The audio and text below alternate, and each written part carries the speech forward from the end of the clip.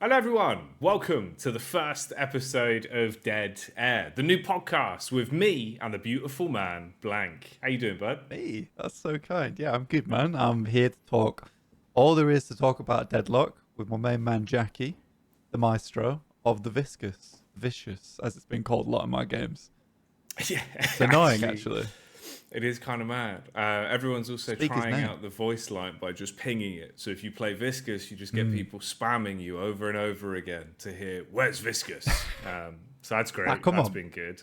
The name's there all the time. I do think the best thing about this, we're already derailed, man. Well, we've We're gone off already on a derailed. tangent But I will immediately. quickly say the best thing about Viscous at the moment is definitely the death noise.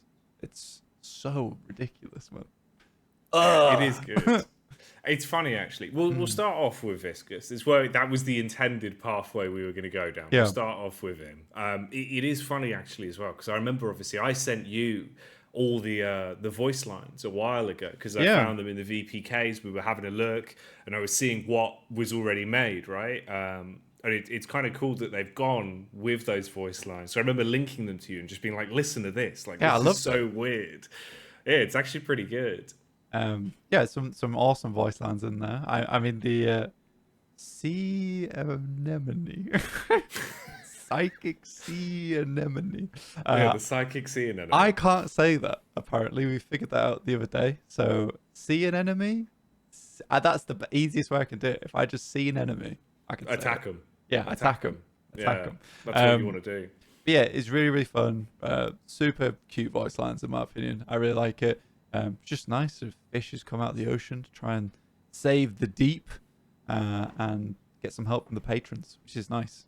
And it feels like they're fleshing out the lore a little bit with that one. I liked it. No, it's cool. It is a cool sort of character. I think, we were discussing this about the fact that Viscous has a very unique kit in the way that he Yeah. fits into Deadlock. Like everyone else, it's kind of similar, right? You have like one or two skill shots, one or two sort of active abilities, Mhm. whereas he's very different in his gameplay style. His gun works as a normal gun, but playing him feels like you're kind of playing a different game in some ways with sort of the way his Yeah. kit's designed. And it's cool. I actually think that's really sick. I think if we get more of those kind of characters where it is a little bit more unique, because he's kind of a bit memey, right? Like he doesn't play Yeah, a very little bit. normally, but he's little got a good skill ceiling on him. Yeah, I think the coolest thing about it for me is that a lot of his kit like interacts with one another quite well. I Yeah. think some of the cooler things I've pulled off in game is like using the puddle punch to slam into the cube as you go into it to give yourself a load of momentum. It's like getting cool escapes off like that is really fun. But yeah, it's the way that all the abilities kind of interact with one another to create a really cool kit off the back of it. And I think we do have some characters like that in game where a lot of their abilities like synergize well together. I mean, Hayes is just very well designed in my opinion in terms of the fantasy playing it. Like you sleep someone and then you unleash like the bullet storm. So that's really really nice. I like that. But this does feel like, as you say, more of a character where it has unique interactions with all the kit. I've just thrown my vape on the floor. That's not good. I'm gonna go insane during this podcast. So I'll have a lean Yeah. down in a sec. Don't worry. Don't worry. Yeah, But it's yeah, all right, mate. there is like some. I think we can talk on release characters. I'm pretty sure there's like a whole thread in guys, and you were messing around with Yeah. Holiday. She was even this is a funny one that I saw I think a couple of weeks ago. She was accidentally leaked in the post-match breakdown where someone was apparently playing Holiday. I'm sure they weren't, but was playing Holiday according to the match breakdown after the game ended. I thought that was quite funny. A little cheeky surprise, maybe planned by Valve themselves. Who knows? I'm Who having the knows? lean now. Go. Yeah, it's all right. No, I think it's all fair in game because I mean most of those obviously like as soon as we both got access a while ago now it was one of the things I did was sort of dig around to see what I could find in the console. It's kind of built into me from years of playing Counter-Strike. Yeah. You just look at all the console commands and see what you can get away with. And there's so many characters. That's why like finding Viscous was super cool. So I remember he was the one where I was like, look at this. There's like this green flubber looking dude. man. Yeah, he's just made of ooze. And you could access him, even as recent as before this update. It was all still there. He didn't have the voice lines. He did have the current body that he's currently got. It's like the model that kind of just looks like Kelvin, but It is green. Kelvin's model, actually. Yeah, I think so, right? And then Yeah, they just it's put a Kelvin's helmet gun on it as and well. made it green. It is, yeah. But with that, That's kind of like the only weird things they have changed is back then his ult was rather than a ball, you just turned into a puddle. You were just a big puddle of ooze that kind Yeah. of covered a large area. I think the ball's way better. The ball's actually super fun. Like that's kind of one of the main sort of attractions It to looks playing stupid. him. It's so good. It So is good. It is good. Yeah. It's great for Good. It's escape as good. well.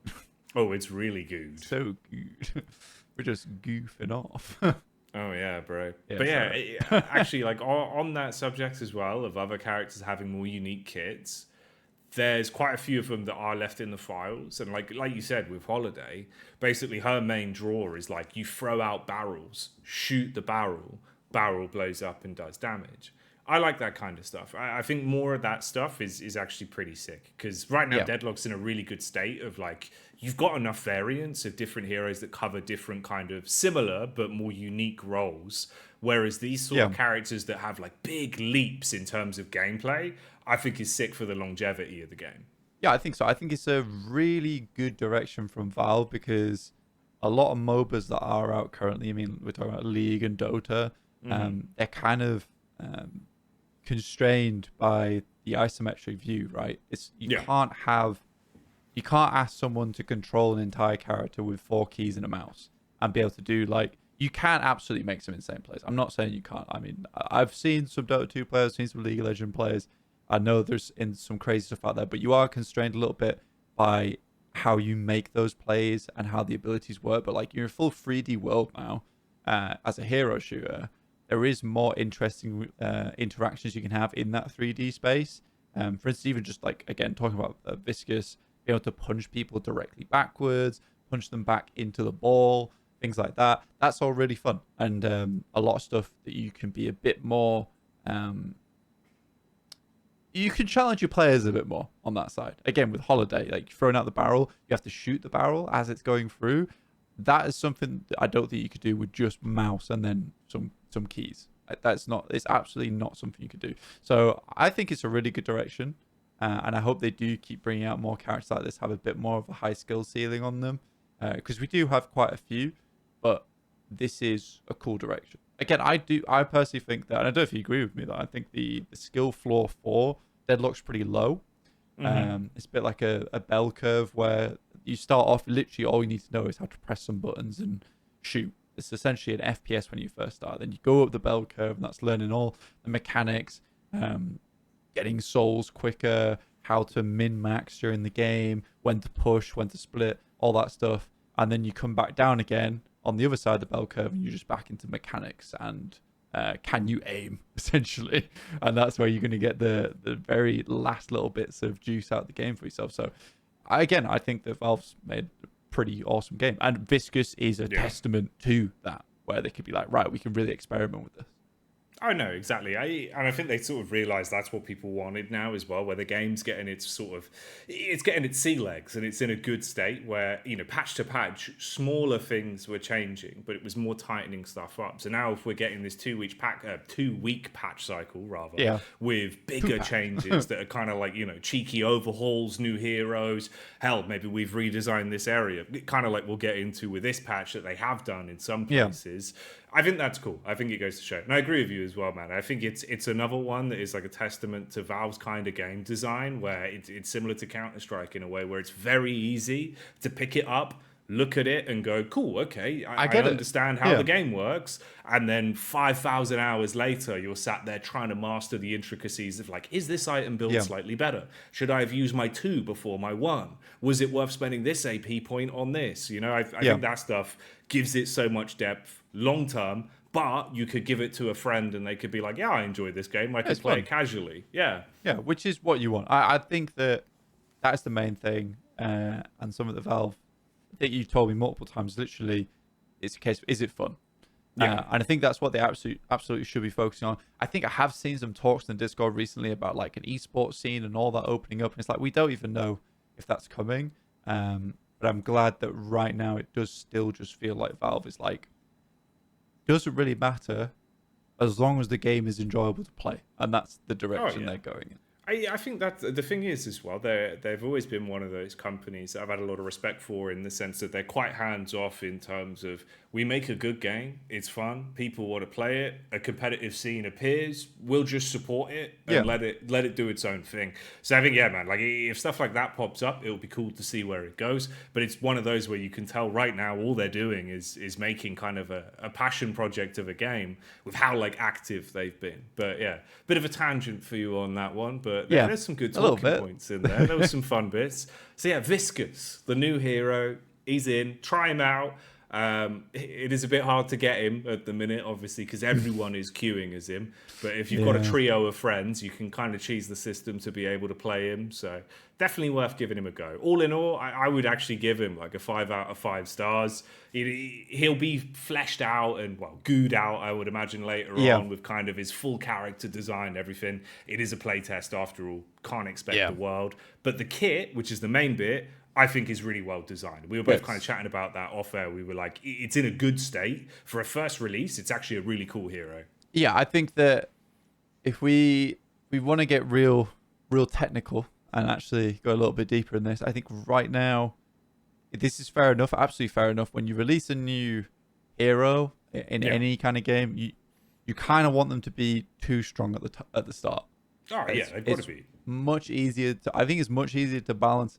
I'm not a balance developer. I say this every time, like I'm not a balance developer.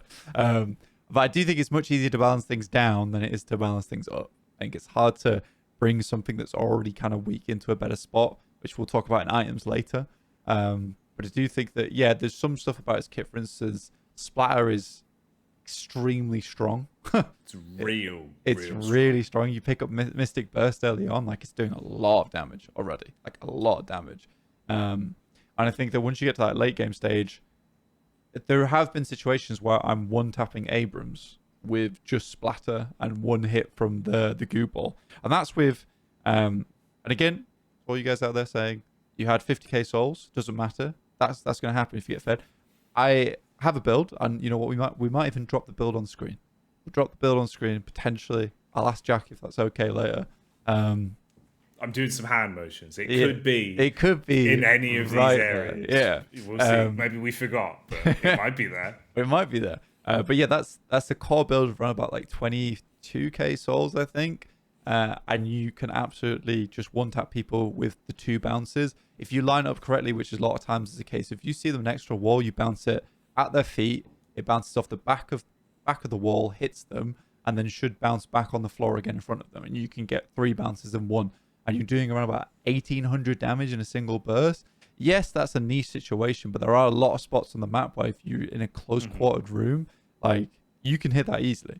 So, again, it's a case like, just don't fight them in a room, but it's like, you can't really stop that from happening. Yeah, exactly. Like, it's gonna happen at some point. It's also like, even on a more simpler kind of usual timeline of where you might run into this, farming as Viscous, sometimes you literally just click your one, throw out the Splatter. I've already got it. I'm halfway across the map. I hear it bounce around. It kills the entire camp. You know, it's that easy that you can kind of just launch it out in a vague direction of where you need it to be. Yeah. And the ricochet will do the rest for you. I remember we were talking about in the fact where we kind of had a similar moment. We were like, yeah, I remember firing one off. It's bounced around. You're just seeing everyone's names pop up where it's tagging people, and then randomly killed someone you didn't even know was in lane. Yeah. It's really good. It's really, really good. Again, it's a bit strong. I think that the values can maybe have been brought down a little bit. I think, especially in the early game, if it's the case, the base value is brought down, the spirit scaling is brought slightly up. Because right now, early game, you get hit by one of those.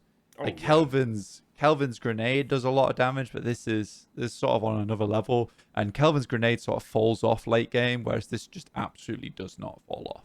So it feels like in like those first few moments of a game in a laning phase, you hit someone with your Splatter, you're looking at like 25% of their HP bar from that opening hit. If you get the combo off with the knock up as well, you know, people just aren't used to that. I think that's the other element, is we're like, with his knock getting bashed around. You're just getting thrown around in random directions. People don't really know how to react to it yet. I suppose it has only been like 2 days, and Yeah. people will figure out like, oh, I'm going to get slammed into a wall, am I? But as of right now, you see people kind of visibly panic, where it's like an infernus that goes, "What's happening? What's Help." happening? I'm in the air. I'm in the air. I'm in the air for too long. Yeah, you get that a lot. You get that a lot, and it's quite funny. I think the other part of his kit potentially might need a change, because I think they intended him to be more of a support character. And I think he is probably one of the more first true supportive characters in the game. But because his values are so high right now, he can also act as literally just an SP carry.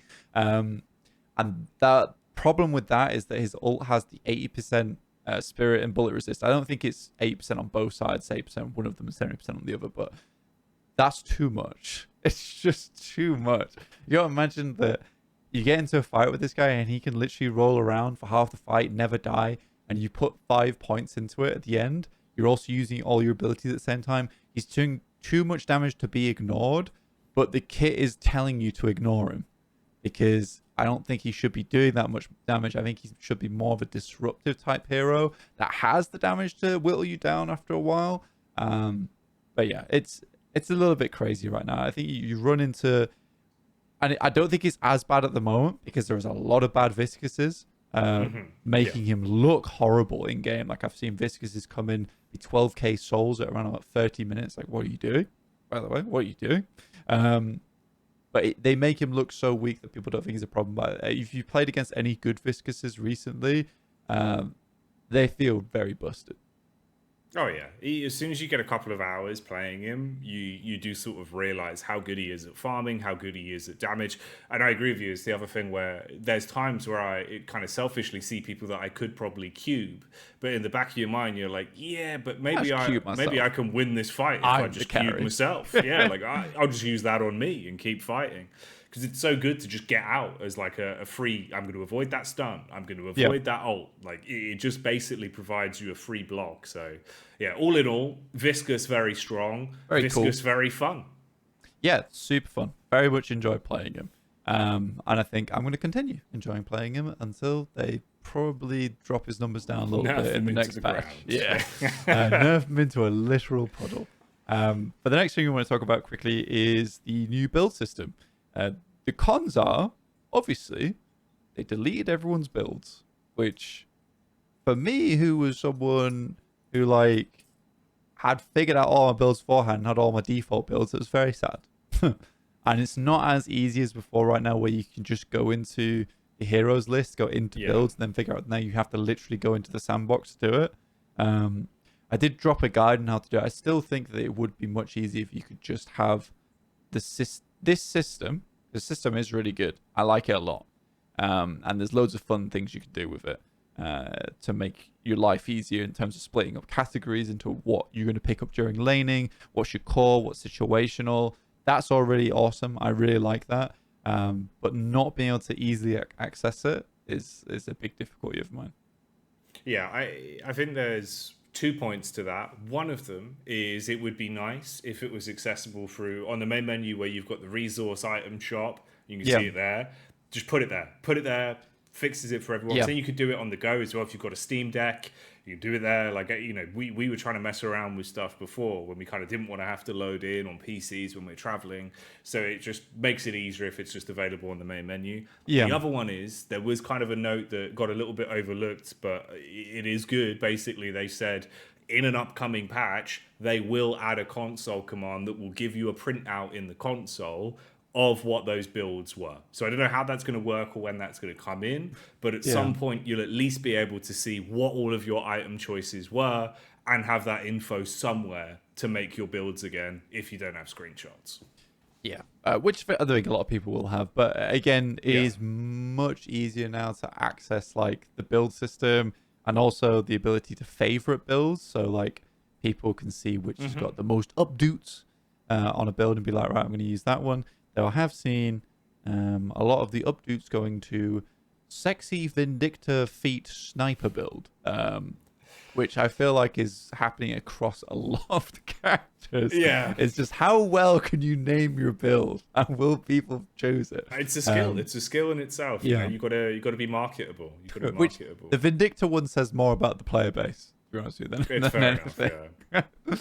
You can edit them as well, which is nice. Like, obviously, now it's basically a matter of if you see a public build that you like, you can just copy it, edit it, rename it. So you can take things from the community and tweak them to your tastes. If there's like, oh, I really like this build, but I wish I had these items for situational laning or these items for late game, you can do that now. So all in all, the build update's actually really cool, and they gave everyone forewarning as well, which was nice. So there was enough people, I think, that were able to kind of screenshot things and get stuff saved. Not me. I think no, you should have listened. You should have listened. I know. And I think the nice bit about that is as well is like even from maybe a couple of hours after the patch dropped, you could see how many builds shot back up. So like people were keen to play around with it and see what they could do. So you can see it's already gone down well.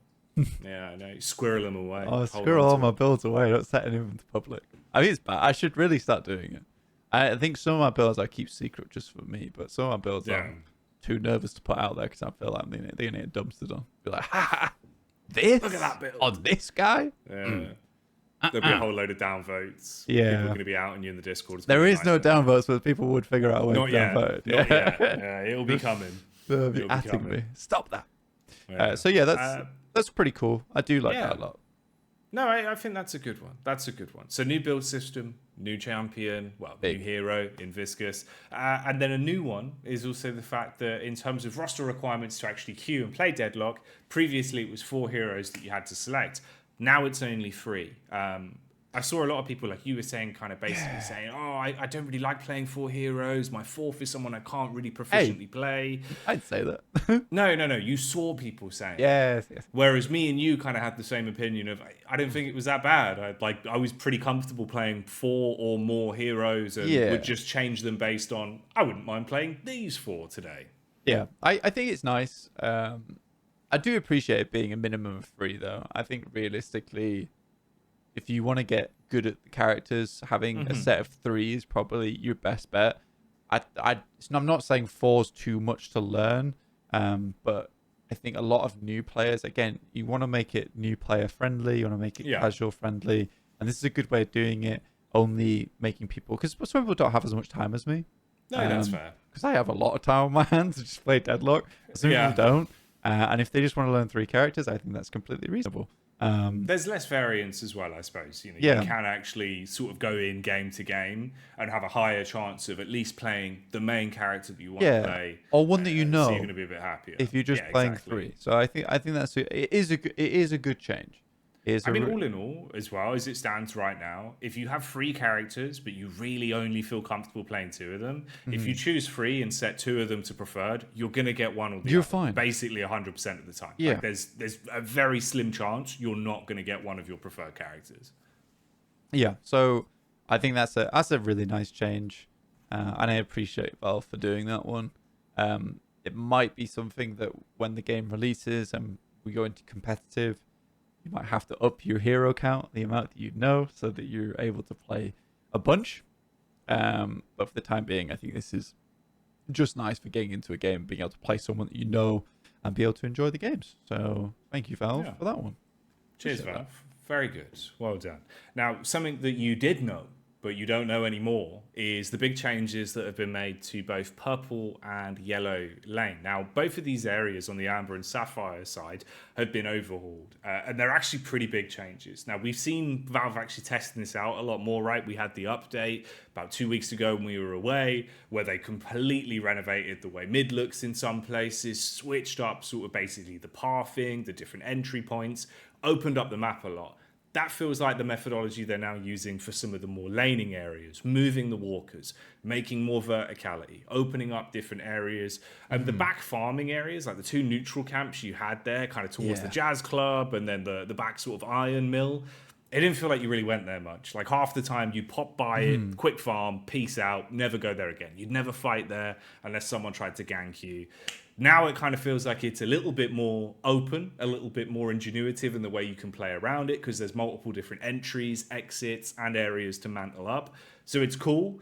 We've played a couple of games on it, obviously since the patch rolled out. We've racked up a whole load of games, kind of getting a feel for it. I still don't feel like there's that many fights that happen in those areas, but when fighting the walkers, it does seem a little bit nicer and a bit more open. Yeah, because I think a lot of times when you're trying to fight for the walkers, and I think that the mid lanes could probably benefit from this as well. Just because it's a case of you literally have a corner and you're fighting them on the corner. There's just like much more verticality, lots of space you can run through. I'm not a hater of it. I'm a big fan of it. I don't like where some of the camps are placed on the two side lanes. They do feel a little bit too far out of the way now, especially when I'm on 7. Yeah, that they're nice to pick up, but they're a bit spread out. Again, there's also the camp that is far left, I think. I could be wrong. It's far left, but it's a T2 camp. They spaced out them so much that a lot of characters' abilities don't hit them all at the same time. And I think a lot of the camps do benefit from the fact that they're quite close together, so you can AoE a lot of them down. Yeah. And I think that's the camp that I avoid the most. Just because it's not worth me going all the way to the bottom left of the map to take longer to clear it. So I think they could probably alleviate that camp by just bringing one of the T2 creeps closer to the rest of them. That would be nice. I'd appreciate that change. But that's the only problem I have with it. I think that they have tried to incentivize you going there because I think there's a total of 3 golden statues and 4 boxes in that area. So it is pretty profitable to have a little gander through. But yeah, I just wish that the camp was a little bit closer together. But maybe they did it for that reason, like to offset the fact that you've got that many breakables in the area. It takes longer to clear the camp. It could be the case because obviously for a lot of heroes right now, it is very easy to kind of use whatever your normal one is on most heroes, throw that in, kind of rinse the entire camp, and then roam out before they're even fully dead. So Pull a 7. maybe that was an intentional move, but overall, I don't think it's a bad change at all. You can see they're definitely polishing up some of the areas with like the more unique assets they're starting to bring in because they've also removed a lot of the trees. Some of them are gone for good. You had trees that were blocking a bit of vision from like the peaks on the bridge and down below and fighting walkers. I think that's on Orange Lane and Blue Lane. Those are gone. So they've just deleted those trees, so it's a little bit more open. And then they've added in smokestacks. There's a new prop. It looks pretty cool. It has like kind of cartoony smoke. It feels like it fits the visuals. And they've been scattered around, specifically on kind of Yellow Lane. You can see them all over the place where there used to be tree models. And you've got that new car prop that's coming as well. It's kind of like a mobster sort of car that replaces one of the bigger trucks that you had. So it's a little bit more vision towards that creep camp that you've got on the outer lanes.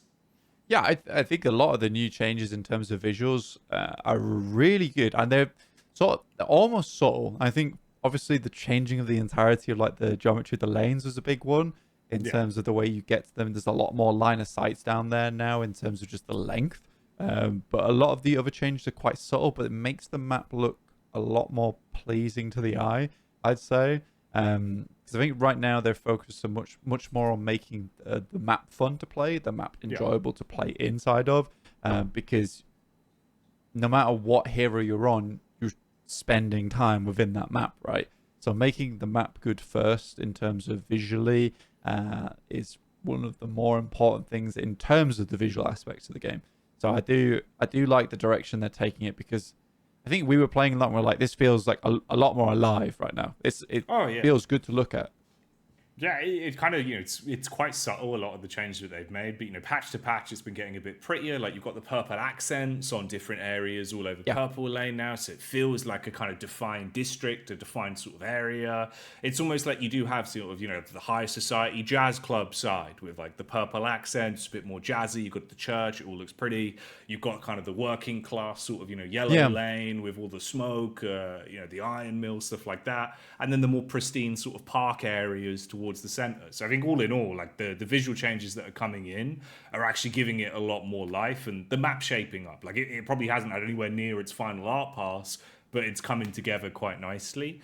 With that as well, though, talking about getting in and out of places, generally playing the new version of the map now, navigating around feels a lot better. It feels like it's kind of designed with how cool the movement in Deadlock is, that you can jump around, jump off different ledges, slide in through, always an open doorway. Nothing's kind of just, you have to go this one way. It's now a lot more, I have multiple options of getting to where I need to go. And they've done more of that in this patch as well, where whole areas where older teleporters used to be have been opened up. Like the mid TP, that's now just a straight shoot down to the middle of the map, so you can walk the whole way through it, which is a nice change. Gives you a lot more freedom there. And all of the teleporters have been overhauled.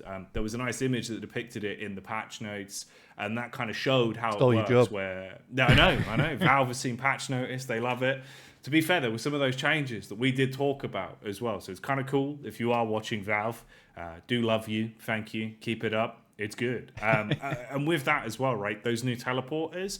I've actually kind of been using the teleporters way more now in the space of 9 games or something than I did for months. It feels like now there is more of a reason of, I do want to get to that side of the map, or I need to get to this specific area, versus, I'll use it to kind of back, but not really. Because before, Zipline just trounced it. What was the point of using the TP before?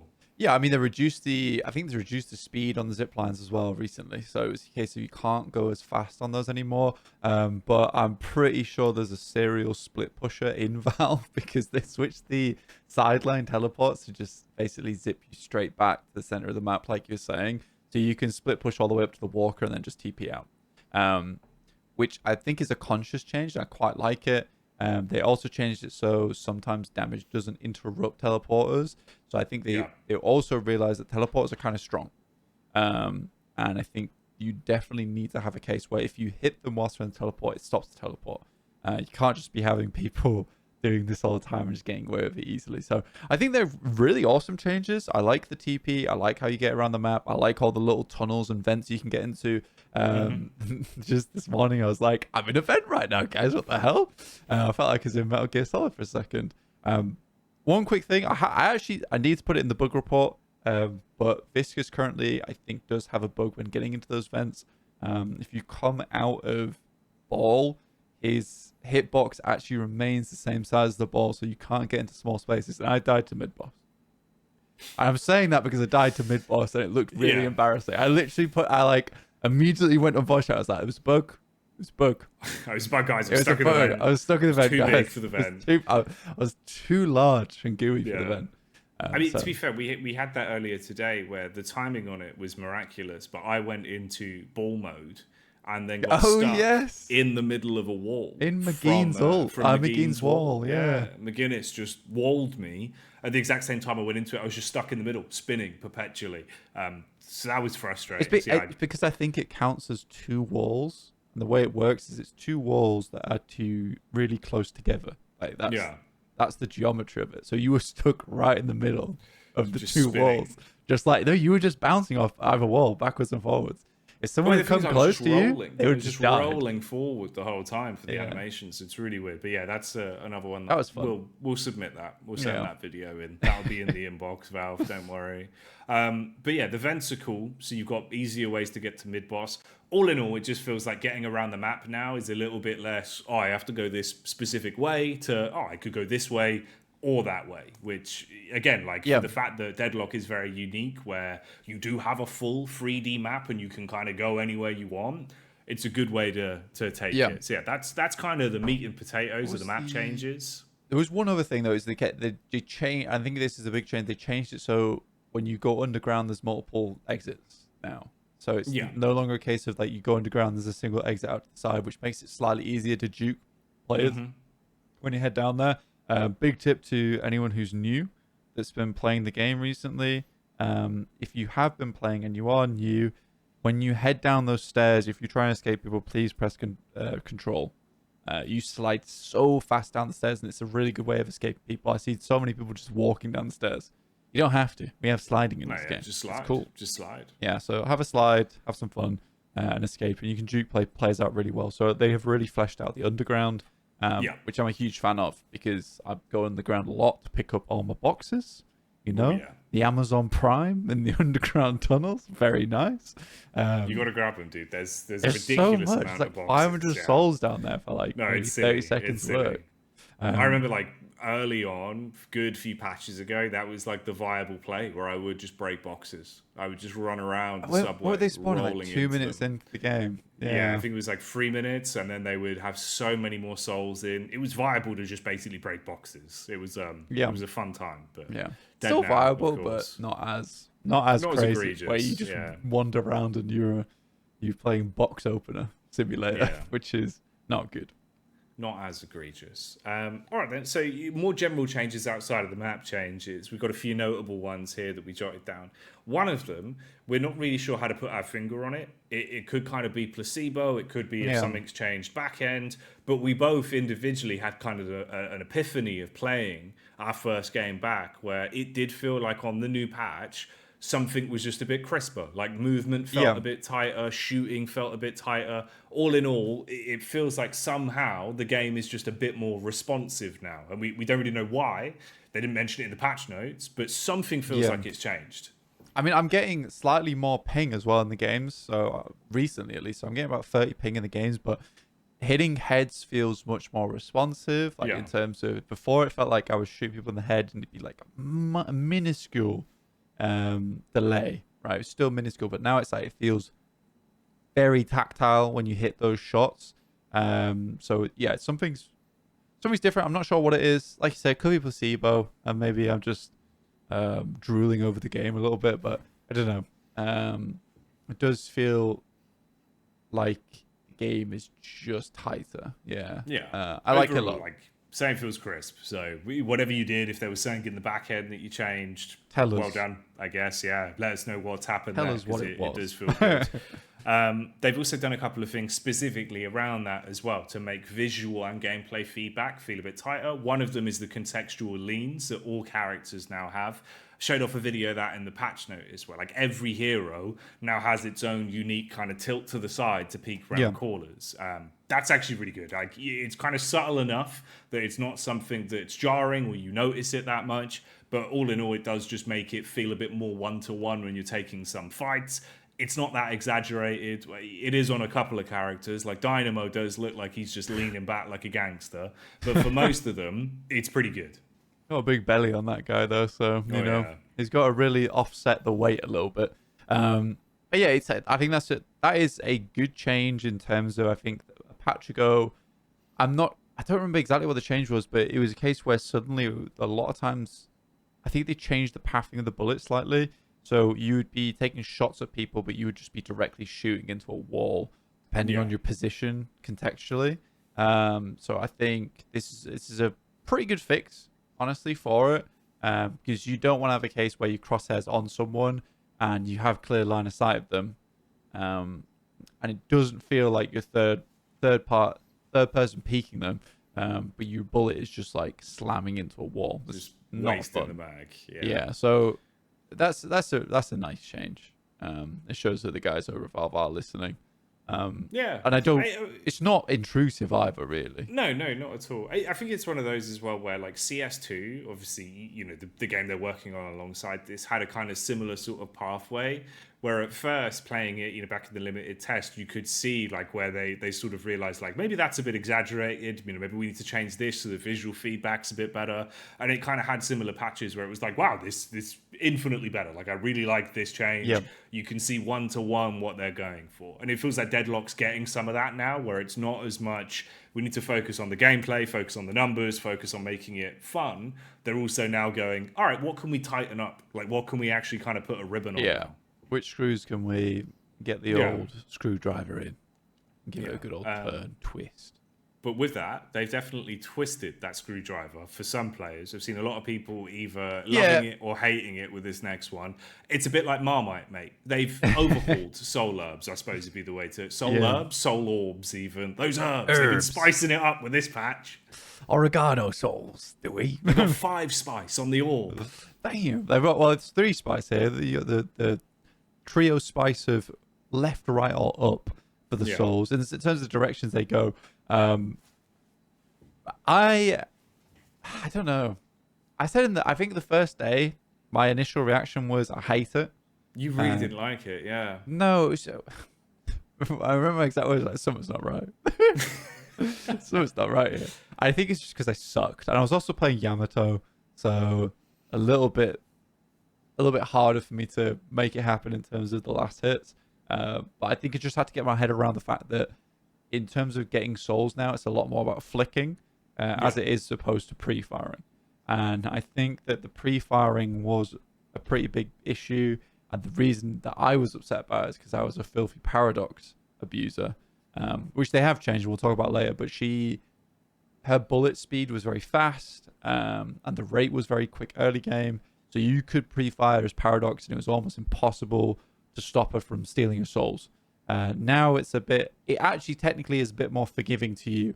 I think I had to figure something out of my monkey brain, which is a case of now I need to actually think about last hitting as opposed to just pre-firing the location, because it is a bit more fast-paced.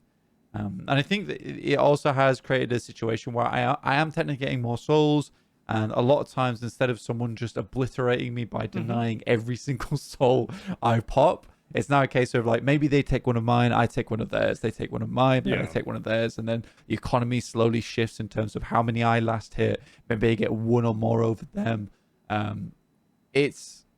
I've become to love it over the past 100%. couple of days. Yeah. I think it's one of those where the initial gut reaction, because you played with something for so It's long, wrong. and that was It's like wrong. the way you played was, like, I'm just going to spam instantly. As soon as the candle trooper dies, I know I'm going to get that. Yeah. Now, it feels a little bit more skill-based, which, like, I enjoyed it kind of quite quickly, because I enjoy the way, like, aiming feels in Source games. I enjoyed sort of, that moment of flicking rather than just sort of tracing every time and sitting there where you're like, I just got to wait for it to spawn. Yeah. Now it's a bit more of a guessing game. So it is kind of fun in the sense. It's also training your reactions without you really realizing it for the general player base. You're going to get better at being able to make those micro adjustments on some champions. But yeah, like all in all, like you say, I think it's better for kind of fairer exchanges of last hits. And if you're really good and can actually sort of predict it and get used to the habit of, all right, maybe it's going to be left, maybe it's going to be right, maybe it's going to be up, you can get better. Well, it actually does have. There's a small blink. It's pretty imperceptible at times, but there's a small blink in the direction that he's going to go. But it is so minute, and you're probably also focused on pressuring the other player out or players in your lane, doing damage to them whilst staying on top of soul economy, figuring out what's going on in the other lanes. That you're likely going to miss that, but technically not random. There is a tell to it. But it's just, I think the thing is as well, they said it's like a 1/3 chance for each of them. So that's kind of like the ratio of what you've got to contend with. But again, like, I think it's one of those where in a couple months' time, we won't even really be thinking about it. No. And it will just make more sense of, all right, this is just how farming sort of works for this is life. Yeah. And like, for feedback wise, I think it's good. I think it's another one of those where clearly they've sort of thought, all right, it seems like some people are really good at denying. Also, in a weird way, it kind of balances out more unfair fights in terms of if you've got a player that has worse ping, just unfortunate of where they live or something like that, or if someone snuck in from a different region into your server and kind of, playing with like 100 ping, it is a little bit easier to actually have a bit of a fairer chance where it's not just pre-fire on the dead center of the candle trooper. So in a way, it's a bit more balanced now. Again, it's another one that I think people will just get used to. Yeah, absolutely. I think it'll just come with time. Speaking about troopers, though, each trooper will now consider you a higher priority than guardians and walkers, which is a good change if your walker is getting obliterated by a ton of troopers. If you get the shots off onto him, they're going to drop aggro from the walker, shoot at you, and you might just save the walker off the back of that. Also, the big one here in that change of general changes, the walker laser DPS versus troopers increased from 150 to 190. And that is a large change because it felt like you went from your guardian, bashing and just brawling with those troopers in lane to this massive walker that looks intimidating, but just really didn't do much damage to the troopers at all. So it got to the point where if you shoved a lane hard enough from base and just let that huge wave hit a walker, a lot of times that wave would just do about 75% or even just kill the walker itself if left unchecked.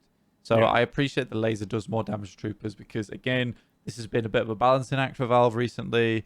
In the case of how do we make walkers strong but not so strong that they're impossible to push down. But I think this is a good change because it was getting to the point where troopers were just doing too much damage to walkers, and walkers felt a little bit weak. So they've added the ground pound now from the walker, the big stun, and the laser does more damage. Overall, I'm very happy with the changes that they're making to the walkers. No, it's good. Like, it feels like Walkers and Guardians have been getting a little bit stronger and a little bit more sort of powerful fighting back each patch, and that's good because at a certain point, they just aren't intimidating. You know what I mean? It feels like you just go, I'm just going to face tank that, I'm going to kill that, do that a lot. To the next one. That's what I mean. Like, even still now, it feels like they're maybe a little bit squishy. I suppose artificially it would extend the length of games, but there maybe is a little bit more room to bring them up a little bit. You know, I kind of want to feel a little bit like diving onto a walker especially should be a bit of a risky task rather than more, I can walk past this and probably do half its HP. So yeah, that's a positive one. Any buffs there I think are good. This one is interesting as well because it's kind of a smaller buff. We'll just throw it in there for a quick footnote. You can't parry Guardian attacks anymore. There was a few people that were really good at this. I remember sort of early on where you'd see people getting a melee combo off where it'd be parry it, deal the extra damage, peace out. You can't do that. So there's no more parrying its big swoop with a melee when you're up close. Yeah, that was a problem because you actually had people in like quite... Well, just in games in general, and I think I pulled it off before on Paradox because she used to melt Guardians in the early game. Mikhail S does this a lot in his matches. Very good Paradox. So go watch him. He should be in the high MMR games list if you want to learn that character. But you can parry the Guardian and then they just completely stop attacking any troopers. So it gives you a ton of extra time. It used to give you a ton of extra time just to attack the Guardian. So you can still parry the Guardian, which will get its attention on you and cause it to do that swoop, taking a bit of the pressure off the troopers, so it gives you more time. But the stun was a bit too much. Yeah, it did feel a bit over the top. You're diving me. There's nothing I can do about it. Removing that, I think that's fine. It makes it a bit fairer as well, because again, it's another one where like most people didn't realize there was a significant amount of the player base that I don't even think knew that was a thing. So the fact that it's gone, it makes it a little bit closer in the old skill gap for taking down the Guardians. That one's good. Now, this is a weird one, because on reading it at face value, it sounds like it should be a big change, but we both kind of had the chat about it. We were like, have you noticed this? Does it feel like this is really that much of a difference? And there is no values. The way this is written in the patch notes, it just outright says that the patron, when shrines are destroyed, gets more aggressive, moves faster, and does more damage. But it's pretty vague. Yeah, I've not noticed it at all. Any times I've destroyed the shrines, the patron doesn't feel like it gets more aggressive, doesn't feel like it moves too much faster. I've seen the patron go red a couple times. I think that is a cool change. Because a lot of times it feels by the time you're ready to destroy the shrines, you kill the patron as well. Yeah, it's just like the easy stone away. It's like one easy, like everyone focus it and it's dead. It doesn't feel like there is much of a fight. And now you back off and then you come back to finish the game with rejuve and you destroy the weakened patron. And I thought this would be a good change to try and prevent that a little bit and give teams maybe a bit more of a fighting chance to maybe get into the match. But yeah, it didn't really feel like the patron was doing all that much at all. So yeah, maybe like a burst of AoE or something like that to try and kill some of the troopers that surrounded it, something like that. I'm not sure, but yeah, this one felt very underwhelming for how it was worded in the patches. It sounded like a huge change, but from playing it and quite a few games in, I've not noticed it, which it feels weird, right? It feels a bit underwhelming if it's like I haven't seen anecdotally much of a difference. I even wonder as well if you could get away with giving it more of kind of a skill shot in that moment.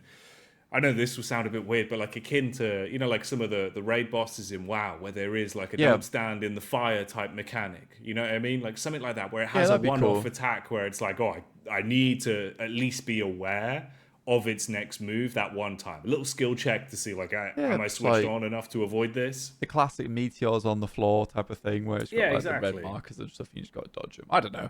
Something like that would be cool. Maybe just buff it a little bit. But maybe play around with it, you know? Yeah, exactly. Again, this is a very new change, so it's something that they'll likely adjust as time goes on. Weakened patron HP regen increased from 80 to 120, and weakened patron out of combat delay reduced from 30 seconds to 20 seconds. This is a good change.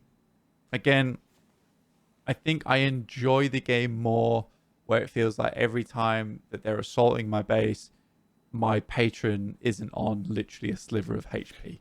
Yeah.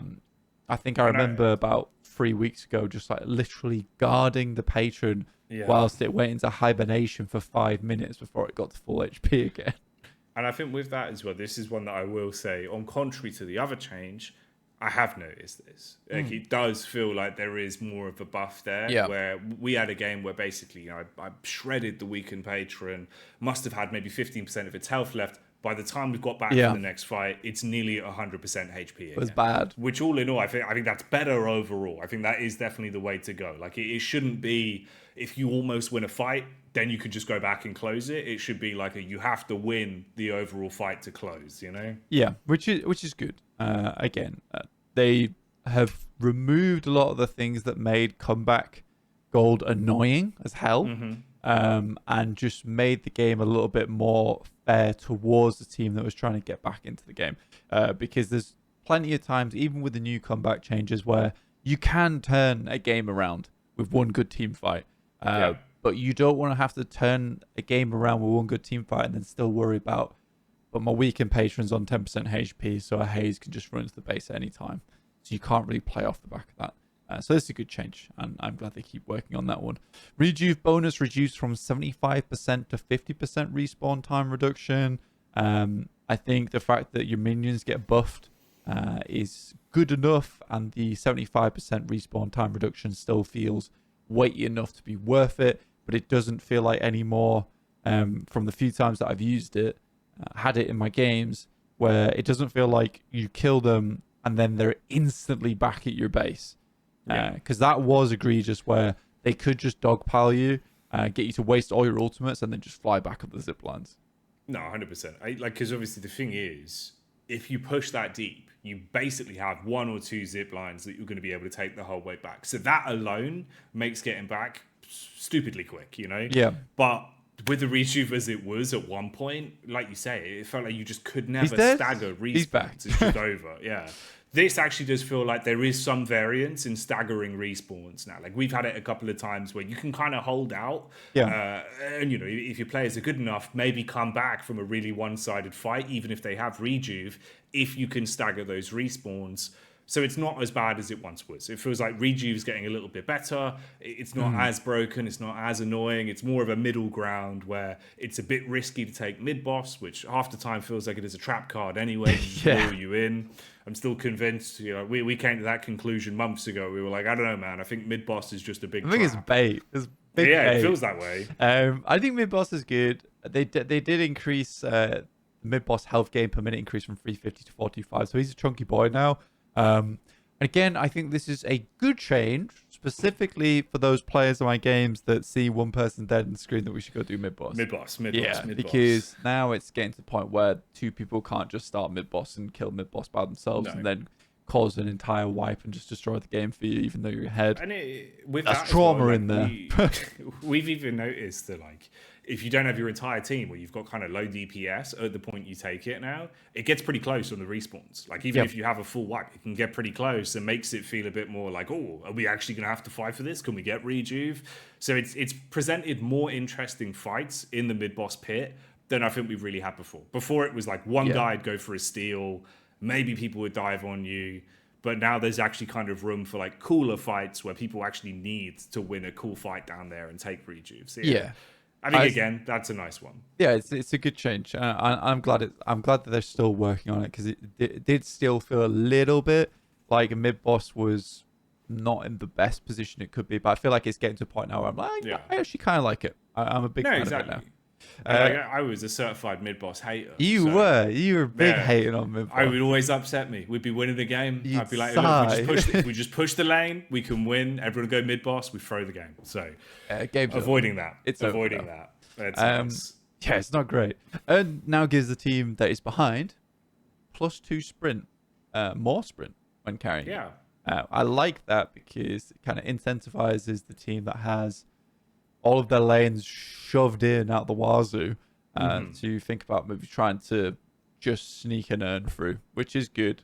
Because I think that a lot of times when a team is ahead, at least in the early game, they also don't really want to force out a fight because 20k souls is not a huge amount in, well, let's say 10k souls is not a huge amount in the early game. That's very much a fight that you can win if you've got the right team comp and you play the fight well. So a lot of times a team that's ahead just kind of splits 3 and 3 and just pushes the hell out your lanes, takes all your guardians, takes all your walkers. So now if you've got a chance, if you on the losing team, to kind of sneak and earn through, forces the enemy team to be like, right, we need to fight for earn then. And if you're group up, you can fight for that one because you have that innate advantage of getting the earn to the other side of the map much quicker. So I like this change. It's a pretty big buff as well. I think it's like a sleeper one when you look at it, because +2 sprint is something you might just read in a patch note, might not make that much sense in context, but that's like 70 velocity on a character. So it could bring like middle of the pack characters, that maybe have like around the region of 515 move speed, something like that. That's going to take you up to being one of the quicker characters, base move speed, to get the whole way across. You do notice it. It is a big change. So yeah, it's actually pretty impactful for what it is. Even there were some games we were playing today where I was just making the executive decision of going for earn until we're behind. The end. Just run the earn because it just makes you so much quicker. So yeah, all in all, I think earn, after maybe 2 patches ago, since then it's steadily just been getting better. Ever since we went back to 1 earn and all the changes that have been following that, earn's getting into a really good place now. Yeah, I'm a big fan. Big fan of the earn at the moment. I like the pot. And it would have been shame to scrap all the voice lines that came from it as well because they're all really good. Props to the voice actor for that one. I'm a big fan of it. Movement power-ups and power-ups just in general are getting better. Yeah. They're improving them a lot. Stamina regen increased from 20 to 30% with the movement power-up. Sprint speed increased from 2 to 3. And zipline bonus speed from 30% to 50%. So the movement power-up is actually kind of sick. Gun power-up ammo increased from 30 to 40%. Huge. And power-up duration increased from 150 to 160. See a lot of players just dodging power-ups in my games, guys. And I mean, it's crazy. It is crazy. If I can have both the power-ups at once, I absolutely will. I mean, at one point I was running around as a 3.5k health 7. Like, do you realize how strong that is? It is unbelievably powerful. So yeah, if you can grab a power-up and it's just free and it's there, it's the one thing that probably will just win your games. If you're in a side lane, you're still laning at the point where the power-ups start to spawn, just grab them. Absolutely grab them. They're massive. Well, it's the fact as well, like you can see Valve must have some kind of data where it felt like people weren't really picking them up because they moved them from far away on the tier 3 camps on the outer lanes to now on the bridges. Then again, they've been buffing them. I think this is the 3rd patch in a row where they've pretty much only received buffs as well since we got into the new sort of semi-permanent power. I think they're those temporary permanent. Too strong. They are really strong. Yeah. I think the only reason why they're making them so strong is to make people pick them up, and then maybe they'll start to bring them down. Because they need data on it. And I don't think they're getting any data on it because people just aren't using them. And I'm going to keep taking them. Every time I see them spawn, I'm going to keep taking them. So other people need to start doing it as well. Because the power-ups are good. They're really strong. They're worth taking. They're very easy to get to now as well. I think that's the craziest bit, is that you see them going ignored and not picked up by the enemy or your team in games that are like pretty high elo games as well. And people aren't picking them up enough. So definitely it's worth, if you see a power-up, grab it. Because it's free damage or free movement. It's just an easy boost to your game. 100%. Just a really easy boost. It lasts for 2.5 minutes now. It's a crazy amount of time to have them. That's an insane. That's enough to win you a team fight. That's enough to get you to like basically get to every farming camp on the map. So you could grab both power-ups and do mid-boss off the back of that and just have a beefed up carry on your team. It's really, really good. Let's move on to weapon items, shall we? Have a little look through these. Get into it. Hollow Point Ward, bonus damage reduced from 25% to 20%. I think that is a very fucking reasonable change, to be honest with you. Hollow Point Ward is unbelievably strong. And I think that I was picking up on most characters. I think that you kind of have that case of like, you do have to be above a certain health threshold. I think it's 60%. Yeah, with the bully potential you have from Hollow Point Ward, there was a lot of times if you could pick up on Vindicta or a Talon, like, you could bully people so hard that they couldn't really fight back against you. So you just have hollow point ward all the time. So yeah, I respect that a 500 soul item is being reduced from 25 to 20%. It is crazy for the investment. 100%. It was even one of those that, like, I was picking up late game. If you had a little flex slot and didn't have that many souls, Just you grab just grab it because it filled a whole load of extra damage and was worth taking. So yeah, that's reasonable. I think that's one of those that's completely reasonable. Yeah, these are more like minor changes for these other two items in the weapon category, which is monster rounds HP bonus increase from plus 50 to 65, and rapid round HP penalty increase from 40 to minus 40 to minus 50 HP. So yeah, screw all the hazes, honestly. Big time. Yeah, I mean, I think the rapid rounds one is fine because it is a pretty strong item. Again, like for the cost of it, it's cheap. It works on a lot of characters. It's a noticeable buff as well. Like that 12% increase on the speed. It's big. You can feel it. You can feel it on most heroes. Are you in Deadlock right now? No. We'll do a little bit of editing magic here. Oh, you want to throw that in? I'm open. I'm so sorry. It's okay. I'm okay to throw in some editing magic. Is that all right? Yeah. Go on. We'll get you to edit this one. You'll know what to change. I'm so sorry. I'm opening up Deadlock right now. I'm pulling up Haze because I actually was testing this the other day. Max level, no items. Fully maxed out all does 663 damage. Right? Okay. That's no items. Rapid rounds. No cooldown. With just rapid rounds, it goes to 765. Okay. It's kind of a crazy change. Like plus 100 and it's a pretty big 10 jump. Damage. That's a pretty big jump. Just for a $500 item. Like, yeah, that's what I'm saying. Like, you could literally, again, like Hollow Point Ward, if you have a flex slot and you don't have really much to buy or you're low cash, no matter what point it is in the game, it's viable. Like, it's actually pretty viable. So, yeah, that's huge. Yeah, okay. I'm exiting the game now. That's my little test for the time. Remember that, gamers. I don't think we need any editing magic. That was editing magic. Yeah, we've explained it. Yeah. But yeah, so rapid rounds, huge item, and I think it definitely deserves the minus 10 HP on the top of that early game because it just made some characters very strong for the little investment it was. Onto the spirit items, Mystic Shot, base spirit damage reduced from plus 70 to plus 65. I think that's a good change. Mystic Shot was very strong. Yeah, it was. Again, like there's a lot of these that are smaller changes in terms of the values inside of this patch. But there was so many items changed, and a lot of them are pretty reasonable. I think that's kind of the conclusion we came to, is most of these seem like they must have a good set of data on it, where some of them just needed changes. Some, rather than others, have had bigger changes to it. I think that one's fine. Again, like Mystic Shot was a bit egregious. Reduce it a little bit, it's not as bad. Especially when you factor in like some of the characters we have now that are so good at spirit scaling, that's probably one that's beneficial. Yeah.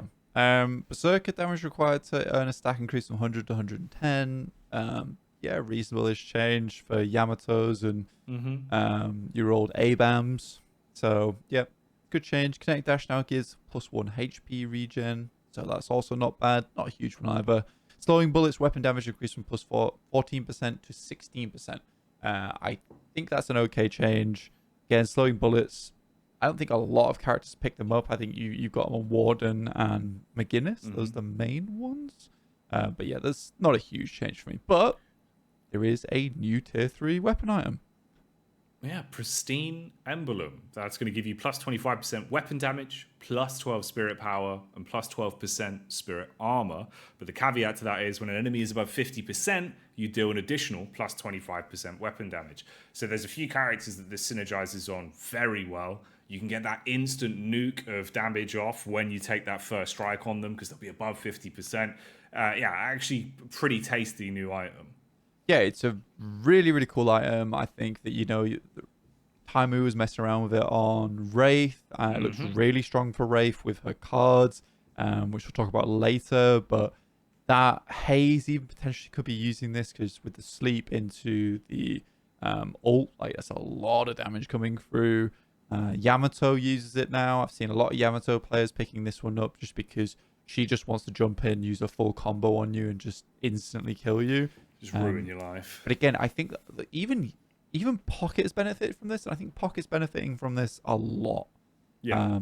I don't know if too much, because Pockets are becoming very broken in my matches at the moment. But we'll see. We'll see. I think it's a really awesome new item, and I think it works very well for those like kind of spirit power hybrids that like a little bit of spirit power, but are also trying to build more into the bullet side of things. So yeah, they want that flat weapon damage. Yeah, well. I like it. I like it a lot. No, it's good. The only derail to the conversation of the podcast I'll do for this one as well is like we were chatting about this before we started filming for today, but I was saying as much as in the shop when you get a new item added to Deadlock, it tells you like new items, like a tiny red banner that's above it. I think it doesn't show up on builds. It only shows up when you go through the individual tabs. Yeah. I still feel like a lot of players don't read the patch notes and don't notice something new has been added. So it might even be worth, this is one for you, Valve, it might even be worth like main menu pop-up that is just like new addition to the shop and shows those new items. I suppose we're going to get less and less frequent new items over the course of the playtest. But just for right now, I think a lot of players go unnoticed to the fact that some new items come in, and having like a banner style pop-up of there is a new item in the shop, go buy it, might be cool. Might be a cool way to circumvent that and get more people using them. Just maybe like a brief description of what it's good at and stuff like that. I mean, again, it's something that's right. I'm not going to say easy to change, but no, of course. Like I don't know how much effort that is in terms of like coding that in. But another one is like imagine even right long term when we get new heroes and we get new items added. If on the main menu you did kind of have like the news announcer voice that was just like, we've got new stock in today. There's a new item, pristine emblem, right? That'd be kind of. Then you're like, oh damn, did they add a new item? I'm going to go to the shop. The little what's it called? The lower third banner. You know, the one that's like the scrolling banner. Like a little ticker along the bottom. Yeah, there you go. There we go. Yeah, that would be cool. I'd like that with the news announcer. That's a cool idea, Jacky. I like that one. There you go. You can have that one, Valve. That's for free. Just let me voice an agent in Counter-Strike. That one's free. God, still on it. Still on it. 463 days? 16 days. 416, I think, today. 416. Damn. Been on it for a while. Congratulations on that. Not going to stop. Maybe once that one gets completed, I'll ask to voice the character in Deadlock. That's the next step, mate. Stop this guy. Go crazy. Maybe a little goblin who just hangs out. That'd be good. Yeah, in like the main menu. Yeah. Like Abram's friend. Small friend. He just lives on his shoulder. That'd be cool. Quickly, Abrams, smash it with your book. Oh, there you go. You're workshopping already. Good. No, it's good. It's good. But there you go. Pristine emblem. New item. It's fun. It's good. It's definitely worth checking out. I think that they did a great job with that one. Hunter's Aura no longer grants plus 60% ammo. Now grants 150 health instead. I think that is a good change just because Hunter's Aura... Yep. I don't think it was about giving you more ammo. I think that it's more about kind of dominating over in those solo... encounters, right, where it just fully isolates someone, reduces their bullet resist a lot. I think getting ammo, again, we talked about that last time on, I guess you could call it the Dead Air prototype, but we talked about last time. Yeah, patch notice on the road. Yeah. Technically, 16% ammo or ammo plus percentage in general is just deep. It's extra DPS. It's pretty wild, yeah. It's like free damage, just free damage. It's good. Point blank bullet shield increased from 250 to 300 and weapon damage increased from 40 to 45%, and I think that is why pockets are dunking on me so much at the moment. So it would probably explain it because you combo that with pristine emblem, the amount of significant burst damage you'd have when they first dive on you, and we've experienced that, but it feels like suddenly you just get popped, like your HP bar is just gone on their opening engage. So it's kind of ridiculous, and I think on top of the fact that you've got amp from his one as well, like it's ridiculous the amount of damage they're doing. So I'm not sure how much I enjoy this change, and it might be a case that I don't think enough people were building point blank, and I don't think point blank's a great weapon, and situationally it's good. A lot of times it is comboed with Hunter's Aura, so both ways it's kind of been tweaked. But I do think that potentially this is less of a Hunter's Aura point blank problem, more of a pocket problem. So Maybe that's why. I do like both of these changes. I'm slightly iffy on the weapon damage increase, but I'm happy. I'm happy to be proven wrong, basically. Yeah, I suppose that again, that's another one where, at first glance, and from some of the way it synergizes with a few heroes, I feel like it might be a bit too much of a buff. But let's see how we feel 2 weeks from now and see where it is then. Yeah. So I'm on the fence about it. I'm on the fence about it right now. It's uncomfortable up there, mate. You should pick a side. I'm on a spiked fence as well. Nightmare. It's not what you want. It's really quite painful, actually. I'm not balancing up here. I'm stuck up here. Titanic magazine. Plus 8% spike resistance. No, bullet resistance. That's what I would need right now.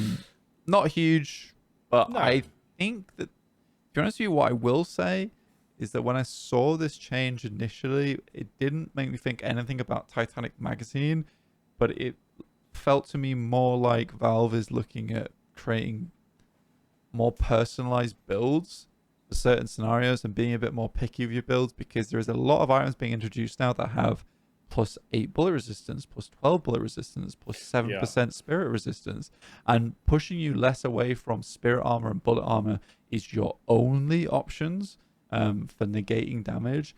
Like, I think that you'd build those items in the case where someone on the enemy team is extremely fed and you need to dampen that damage, right? But you could also now create a build in such a way that you can get up to reasonably probably 40%, 30 to 40% bullet resist, spirit resist, just by selecting the right items that synergize with one another and synergize with your hero. So I don't know if I'm too thrilled about the change for Titanic magazine, but I'm kind of thrilled about the overall aspect of what that gives.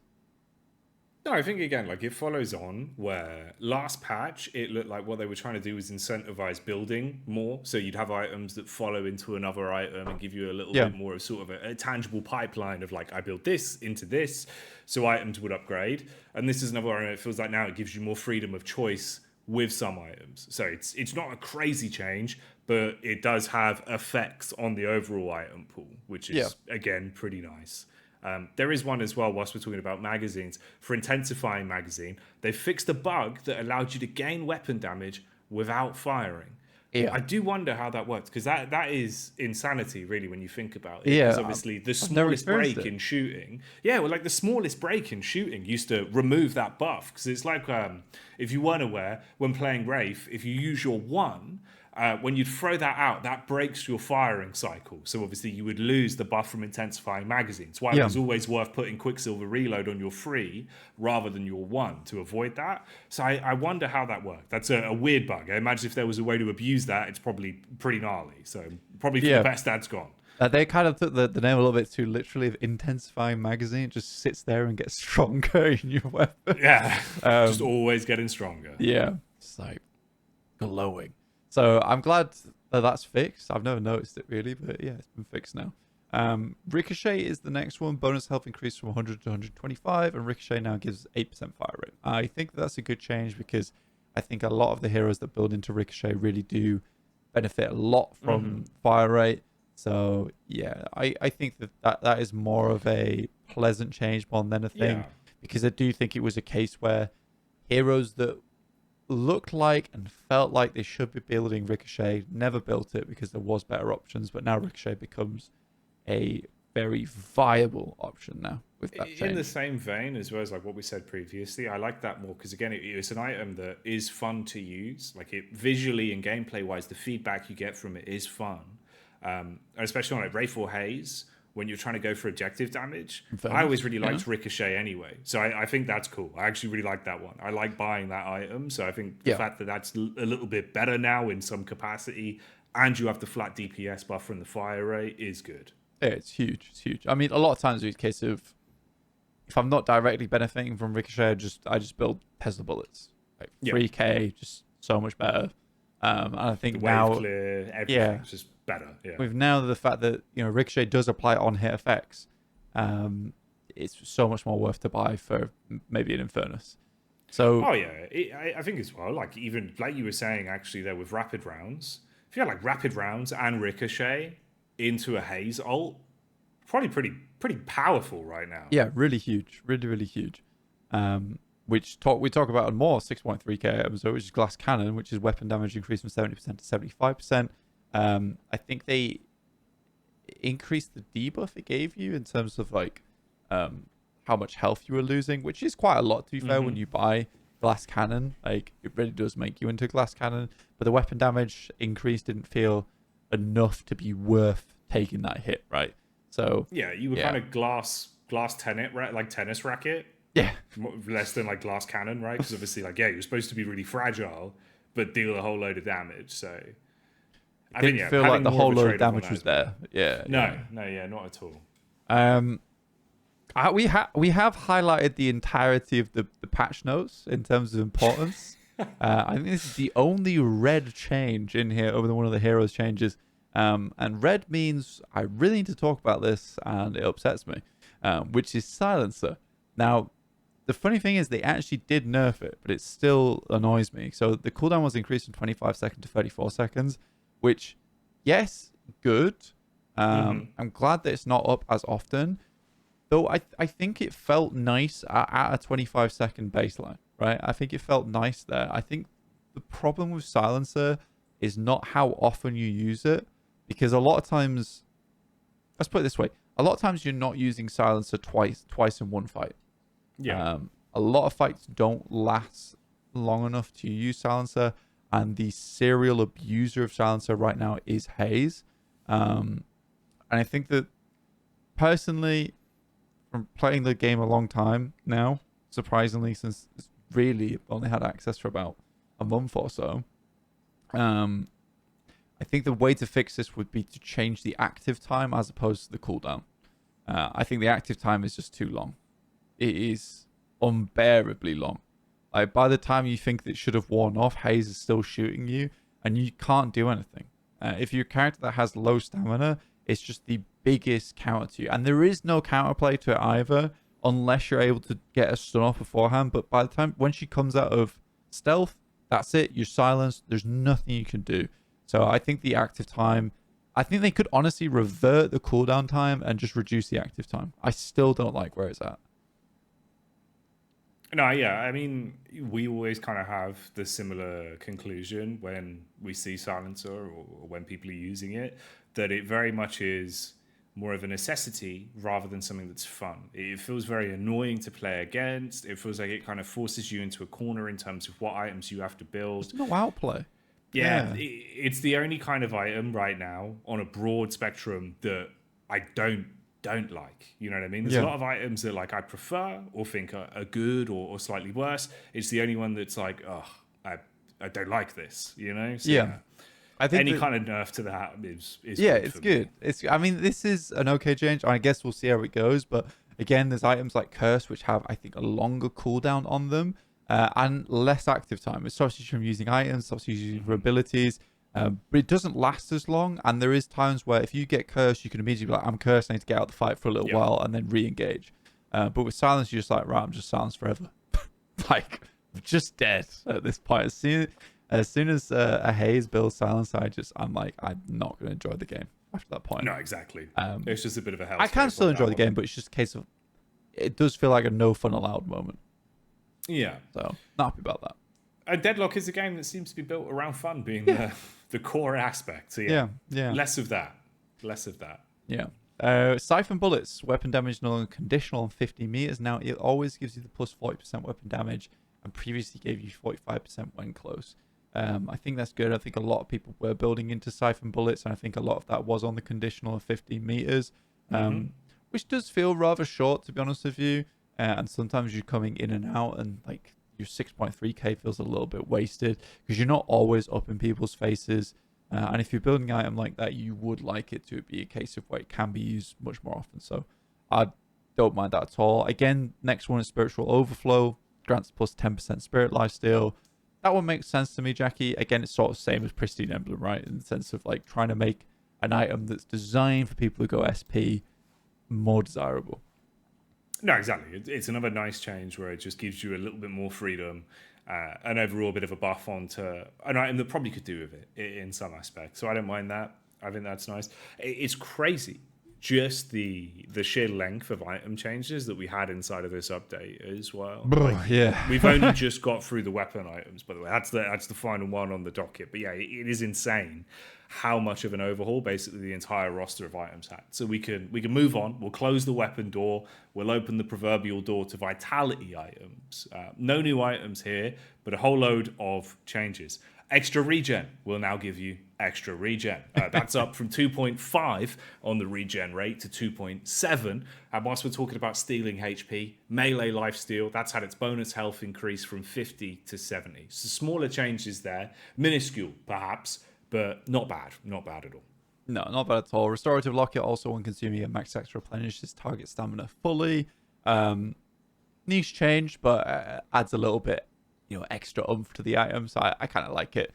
Return fire, this is a big one. Bullet damage return increased from 70% to 80%, and bonus HP increased from 100 to 125. It's the 70 to 80%, which is the big one, which does definitely make the Kelvin's Thunderdome of Pain, I believe the build used to be called, more viable, where you drop the alchemical flask inside the dome and then pop return fire, and it's just like the card doing anything against you. That is a really fun build to play. Having played for like a week, I was like, I really like this a lot. So Kevin Main's Rejoice, there you go. That's another fun one. I do think it's ironic as well. Like we've obviously got a few nicknames for different heroes. It is kind of ironic that obviously he would be home alone, wouldn't he? Little Kevin in his little Kevin, dome. in his dome. On his own. Yeah, where is he? He's home alone. In the dome. That's the spin-off they never had the budget to make. Well, they could have done, and they should have done, but we'll have it in game now, so we can recreate it very nicely. Divine Barrier cast range increased from 30 to 35 meters. Not a massive change there, but I guess it does make it a bit more useful when trying to get on your teammates, and it also grants 1.5 HP regen. Elf Nova bonus HP increase from plus 50 to 75, and Reactive Barrier now grants 75 HP. So pretty minor changes there. Again, the next couple of mana changes as well from Rescue Beam. This does just make them IM pretty cool, but it's not a huge change either side. So the pull speed is now 25% faster, so you can whip people quicker back towards you, and grants +2 sprint and bonus HP increase from 100 to 125. So you can, if you build healing right early, maybe it's worth building into Rescue Beam eventually. I think, again, as well, like you look at these and the flavor of this patch is just making vitality items better for vitality. Like that is kind of the flat focus, as silly as it sounds, is to just give you a lot more viability in terms of being slightly tankier, slightly faster, slightly more regen. None of it's really that major for most of the items, but it does feel like a nice way of, keeping the buffs that you have in that category more focused on general healing or damage mitigation. Yeah, which is nice. I like it, and I think they've been trying to do this a lot over the last couple of patches, where vitality items feel like they actually do contribute to making you beefier, right? Stronger. So that's nice. Metal Skin, duration increased from 3 seconds to 3.5 seconds. Did feel like you could just wait out Metal Skin a lot, and it wasn't super useful in team fights. So I like that they are increasing the duration on that. It was a very strong item, and I think a lot of people were building it pretty often too. So yeah, it's nice to see it get a tiny buff. It's 0.5 seconds, but that 0.5 seconds can mean the difference between getting fully haze altered and not. Yeah, it's a life or death one if you play your cards right. Obviously, it's not a gargantuan. It's not like it's gone up by the entire duration, but extra 0.5 seconds, depending on where you use it, could be handy. I feel like it never really has that much influence on a lot of the people I see pick it up as of late. But again, sometimes it's one of those items where it feels like it could just be user error of when you pop it. It is very situational. But a buff to that, not really going to turn my nose up at it. Life Strike, Bullet Resist, that's going to go up from 6% to 8% as well. Again, a smaller one. It seems like a lot of these items across the board have now kind of got set thresholds of like, minimum amounts. Like we're seeing everything kind of come up to like 8%, 15% versus random percentage. So again, it kind of feels like you're streamlining items a bit more. Yeah, exactly. Giving you the opportunity to get yourself your bullet resist from elsewhere other than just buying bullet armor. Which I am a big fan of this change. I do like it a lot.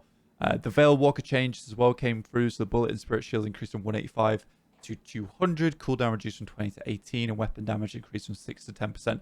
So it feels a little bit more on par with where it was before, because I think as soon as we moved into the vitality category and increased the price by the 3k, I have not bought it as much at all. No, I don't feel like I really see many people buy it anywhere near as much. Sorry, big drink. Big drink. Same, actually. Yeah, we just drank at the same time, did we? Yeah, we really synergized on that one. That's pretty good. I can't see your face right now. I apologize. Yeah, we can't see each other. You'll be able to see us in the edit, but we're just imagining each other right now. Are we now? Dear me. But yeah, I think Veil Walker, I've not seen many people buy it at all. So I think these are reasonable changes that needed to come through, because it was a good item and it's still an interesting item. And I think what I was talking about before in our last discussion, in the sense that moving into the vitality category does sort of limit your options, because right now for a lot of people, I play a lot of spirit power characters, and for me, like, my basic core is literally just enduring speed, heal bane, spirit lifesteal, and then a flex slot, which is usually like extra stamina, healing right, or something like that. I don't think I've ever considered getting vitality, because the point at which I have 3k, I'm not looking to buy a vitality item. I'm usually getting like Tesla bullets, something along those lines.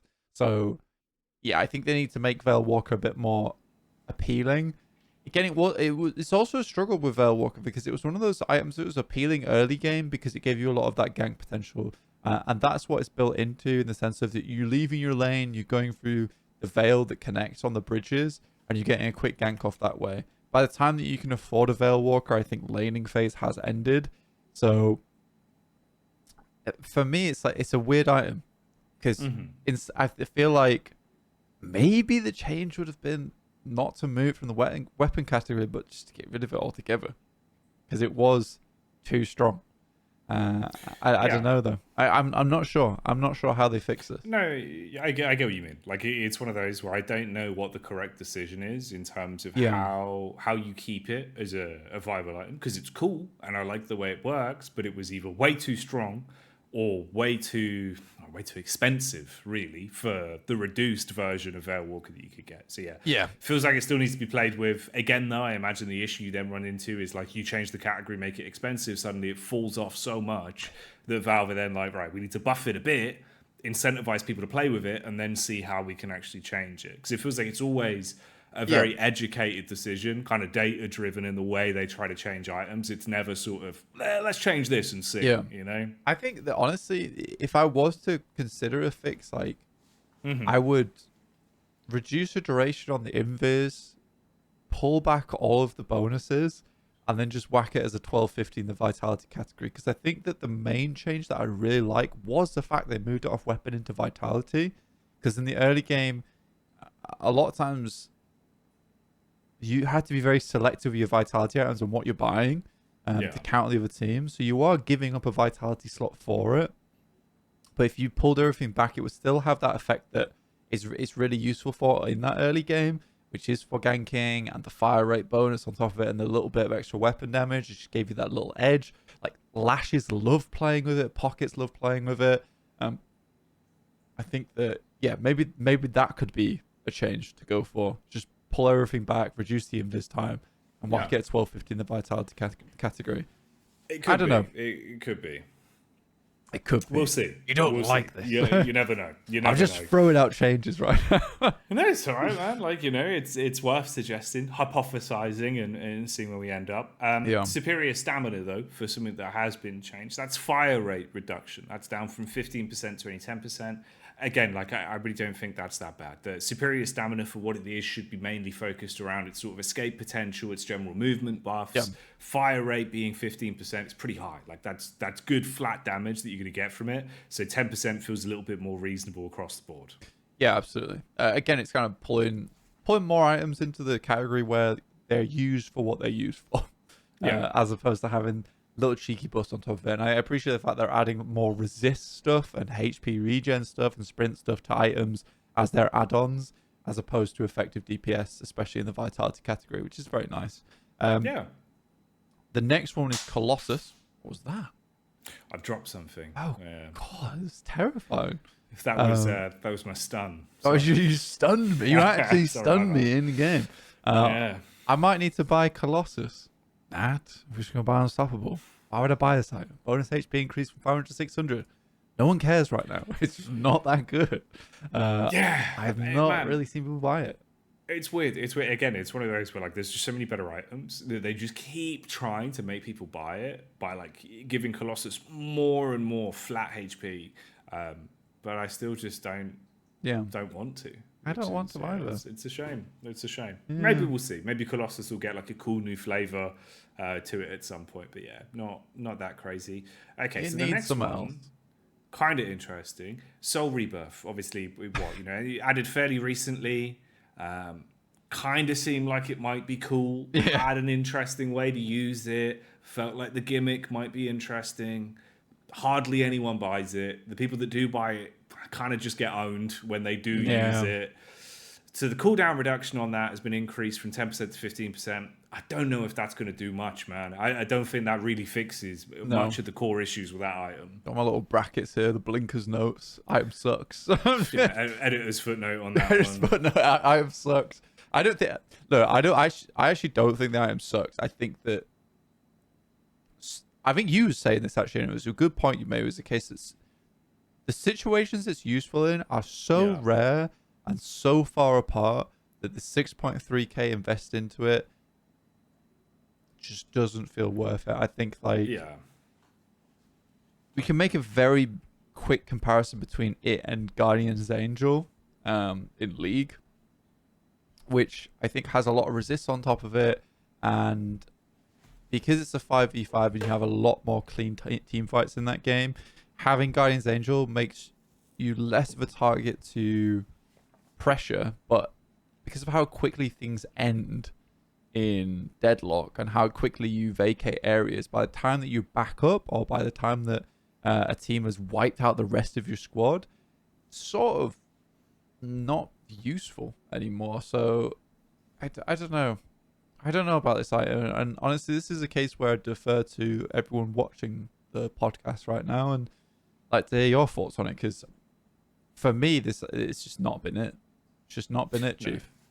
No, exactly. Like that is kind of the rough point. It feels like it could be a cool item with some revisions, but as it stands right now, for the price and the slot it takes up, it's not worth it for the only few situations that it's worth using it in. So Soul Rebirth maybe needs to be Soul Rebirthed. Yeah. Come 100%. Back with something else on that one, Valve. Phantom Strike, cast range increase from 30 meters to 35 meters. Phantom Strike needed a little bit of something, really, didn't it? It got a buff. Yeah, it got a buff, but the Phantom Strike range, Mo and Krill's loving it. Absolutely dominating with it, honestly. I had Mo and Krill's like teleport like from nowhere, just like in the mist, and then hit me with the old ult, which really hurts. It's not fun. So no. Yeah. There you go. I like it. I like it a lot. I think that it builds more into that assassin playstyle that you like to see from Phantom Strike. Yeah, it's not bad. It's not bad. It gives it a little bit more of an actual kind of useful blink. So it's pretty good. Inhibitor, debuff duration increased from 2 seconds to 2.5 seconds.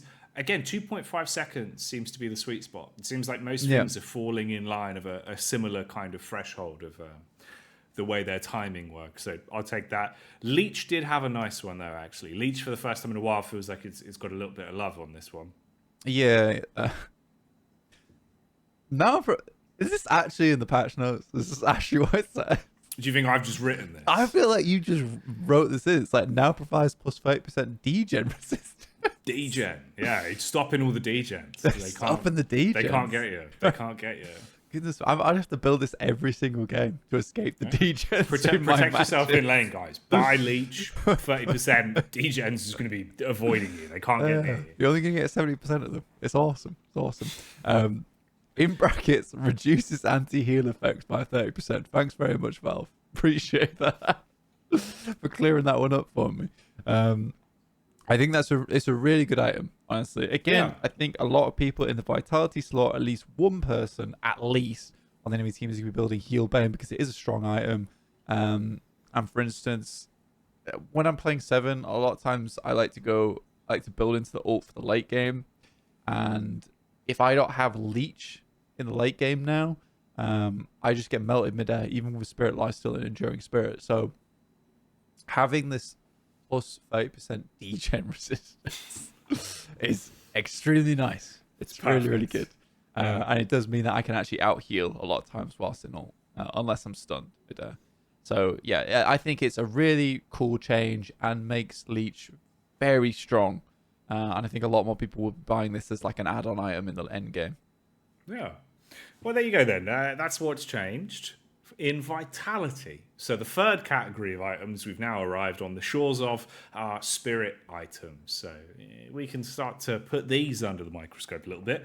Less changes here, by far less changes here compared to the other categories. So it's a little bit more reasonable, don't worry. And we're probably about an hour and 40 minutes in as well. And we thought patch notes on the road was long. So really? I'm thinking, yeah, like it really is like the full length of a podcast. Enjoy. This is like an Avengers film for patch notes. That's unreal. I can't believe we're an hour and 40 in. I know, mate. What if my recording's going to work? Just rambling about Deadlock. If the recording stopped, I'm not doing this again. You'll either get a dead air or you won't. Yeah. At this point, yeah. Spirit Strike then. Spirit damage increased from 30 to 40. So just flat damage buff on that one slightly. Ammo Scavenger, Spirit Power duration increased from 18 to 24 seconds. I think this one's been like played around with a lot as Ammo Scavenger, but I kind of like that. Up to 24 seconds means you can reliably keep Ammo Scavenger up between the waves now, as long as you're last hitting, guys, which is a little bit more difficult, as we said before, with the souls shooting all over the shop.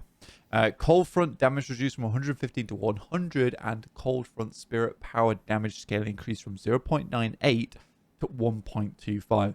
Massive change. Yeah. For Yamatos and Pockets alike, this item goes crazy, even goes crazy on Moan, Krill, and Warden. You want to get up in your face. Like, it does so much damage. It's more useful on Pocket and Yamato because they're building high into Spirit anyway, with like Boundless Spirit being one of the items in the late game. And this thing just pops. It pops players. So you get the Spirit Power damage from Cold Front into Satchel, Enchanted Satchel, as well as the Cloak.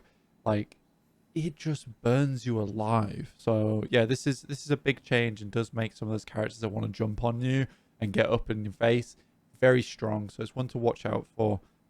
It's no longer just used for clearing camps anymore in the early game. It's actually very viable in the late game to hold on to. Yeah, so there you go. Not a bad change at all. Pretty happy with that one. Quick smaller changes here for Duration Extender, Silence Glyph, and Superior Duration. It's bonus HP that's been increased across the board there, really. Spirit Shield's also gone up from 150 to 225 on Silence Glyph. So again, just a little bit of a minor buff on those three items, bringing them up in line with some of the other ones. Yeah, it's very small changes, but still good changes across the board. I do like they're just making a lot of these spirit items a bit stronger. Even for Superior Duration, bumping the bonus HP up a little bit makes some of those squishy characters that are building Superior Duration just a little bit stronger. So that's nice. Surge of Power as well, imbued Spirit Power increase from plus 24 to 26. Small change, but Vindictors as well as Talons will like this change. This one goes out to you, Yiska, who is going to be abusing this, I imagine. You Chromaxer, you. There you go. He's called you out immediately. Going to be back in lane against each other again. Yeah, he's just owning me though, isn't he, really? It's very sad. That goes. Yeah. That's the way that goes, mate. Torment also now has a regular cooldown that is reduced by cooldown reduction. That's awesome. That item gets effect by other items, which is nice. That's kind of cool. Yeah, I'm a big fan of that one, Jack. I'm going to be using Torment a lot more. Escalating Exposure, though. I didn't really know about this one, Jacky. No, I mean, it's an interesting change. Like, Escalating Exposure, I think, was something that you could kind of use on a lot of items that had flat damage at the start, especially like Lady Geist. If you used her bombs, basically, it would kind of help out in some ways there. But the first stack no longer does double amp value, which is interesting. And it now passively applies minus 12% spirit resist when dealing spirit damage. So, pretty big changes. Yeah, I guess it's kind of nice if you've just got one person on the team who builds it. Yeah. to support the rest of the spirit power carries on the squad. So they don't actually have to build into it. I mean, I usually would build into it anyway, but someone having that early on, like who gets fed, is essentially like helping the entire team by building it early. So I kind of like it. I kind of like the change. No, it's good. Exactly. Yeah. Because like you say, man, as long as you're dealing damage, everyone else can dogpile on that one unit and they're going to take more damage. Yeah, it's big. It's really big. Dynamo mains rejoice. Refreshers cooldowns been reduced from 220 seconds to 200 seconds. So you're looking at a minute. Oh, can't do math. 2.5 minutes now, as opposed to closer to 3 minutes. Yeah, which isn't bad. That's me trying to do maths. Again, it's pretty reasonable little Struggling. change. I think like cooldown reduction on refresher is good because it feels like one of those where some people would buy it and then not really have that many opportunities to use it proficiently. Yeah. So I'll take that. I've Its spirit popped it. resist got a buff as well, so it's gone up by 2%. I've missed my suck. I'm gonna use it again. Imagine refresher on Geist though. Has anyone tried that? That would be really annoying. Yeah, How that would could that be a bit work? egregious. You'd have to use it. Well, I don't know. You'd probably have to. You get one person, they get you low again, you use it again. Do it again. Yeah, or do it on someone else. Yeah, that That's could so be annoying. the play. Be interesting to try. I don't know how viable that'd be. Probably not really great. But funny though. Maybe it'd be a laugh. Echo Shard as well. Bullet resist has gone up from 10% to 16%. Yeah, I think this just ties into everything we were talking about earlier, just bringing up resist values on all the items, which is cool. Diviners, Kevlar, buff duration increased from 12 to 15 seconds. So Diviners, Kevlar, that 1,000 spirit shield bonus you get from using it after you've popped your ult, should now last the majority of a team fight. So I quite like that one. That's a nice little change. Yeah, not bad at all. All right then. Outside of Diviner's Kevlar, getting a small buff, which is the duration increase up from 12 to 15 seconds. That's it for the items. That was quite a long segment about items. Oh, yeah. Yeah, so We got through it. that's done. There you go. You've made it past. Welcome, Pilgrim. You've now arrived at the hero change. This is probably what everyone's waiting for as well. We should do this at the start next time, maybe. Yeah, we'll start to change the format again as well. If you guys have any feedback, if there's things you do enjoy, things you don't enjoy, let us know. Use the comments down below. Send in your feedback. Feel free to post anything there. We'll have a snoop. We'll have a read. But yeah, you've arrived at the promised land of hero gameplay changes. Which is the biggest part, really. Honestly, it's what most people do care about. We like to do the item changes first, though, because I think that they are a core part of the game, and the items feed into every one of the heroes. Like, if you're not itemizing correctly, you're not playing correctly. However, for Abrams, sometimes you couldn't play correctly for no fault of your own because the shoulder charge was not stunning targets when colliding with Kevin's ice dome. Sorry. So, and also it sometimes wouldn't proc when just hitting a wall in general, when you're carrying someone with you, which is a big one.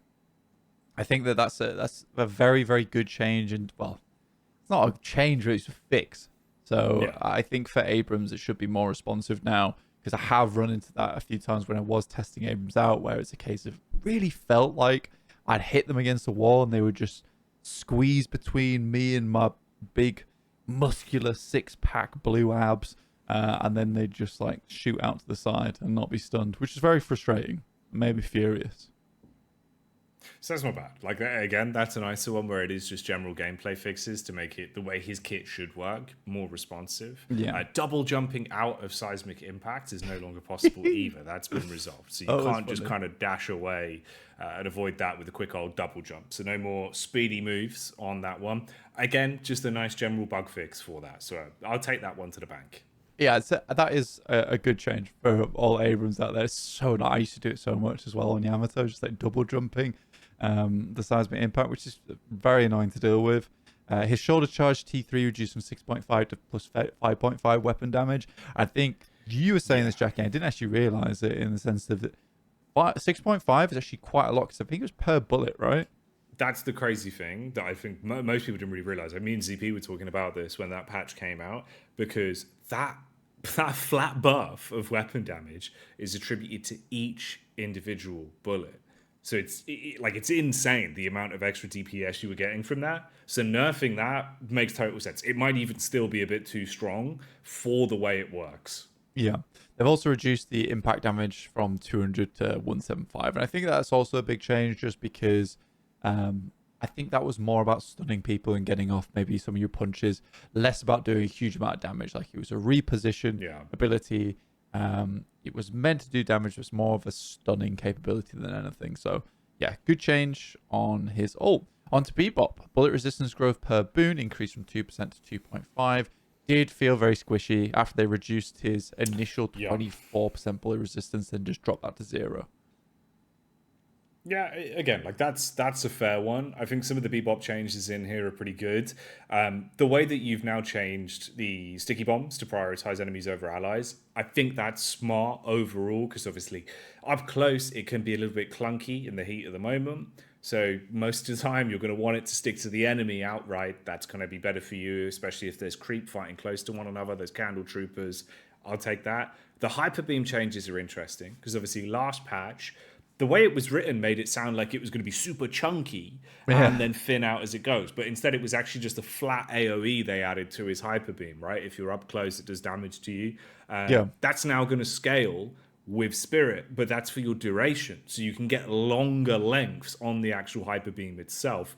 But the Spirit scaling for it has also gone up, which I think is actually resetting it to how it used to be. I'm pretty sure it did get nerfed down a little bit when they made the changes to it. I've seen a lot more hyper beams more frequently recently, so I'll take it, man. I think it needed a bit of love. It was kind of a weak bit sauce in some situations, yeah.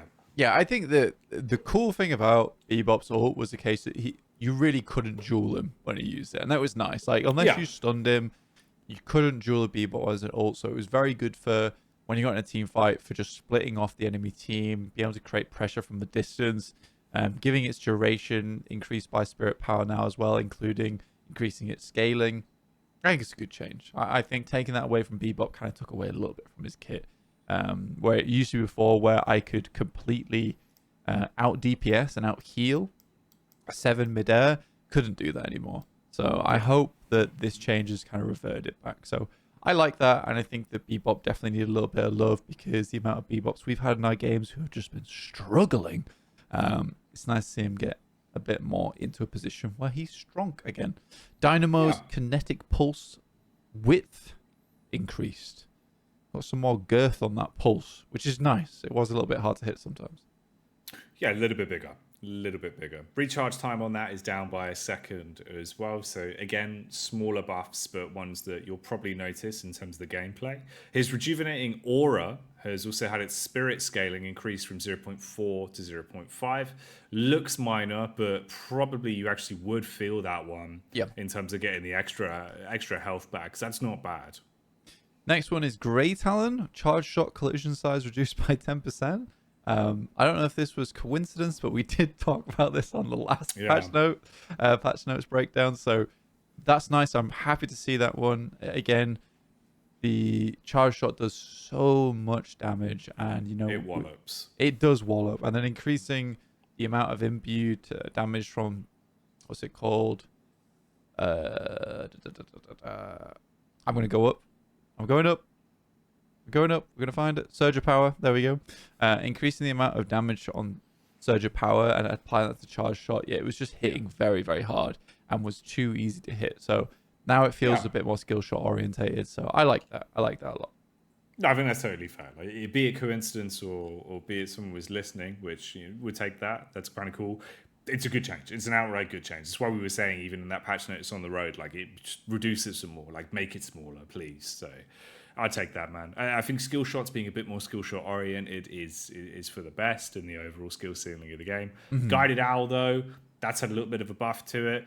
I don't hate that. I think if you're going to buff anything on Grey Talon, that was the only thing that I think is fair game. Everything else in his kit feels super strong, especially if you're able to actually build it with spirit power and know how to play it properly. Yeah.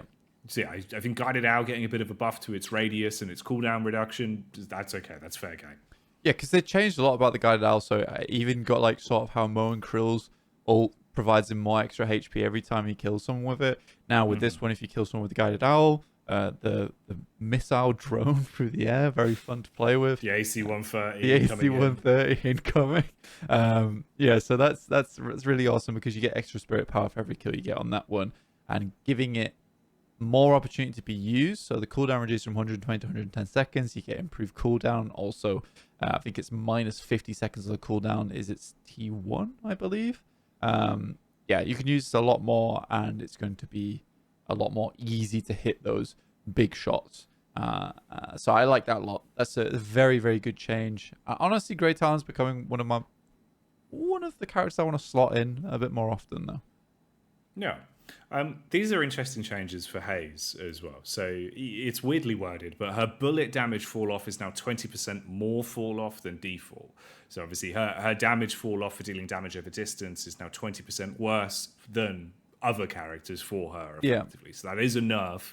It's just written in a kind of interesting way. I'll do the math in my head a little bit. So right now, they reduced overall bullet drop off from 65 meters to 60. Yeah. So she would be running with 48 meters, I think, now on the bullet fall off, which is good.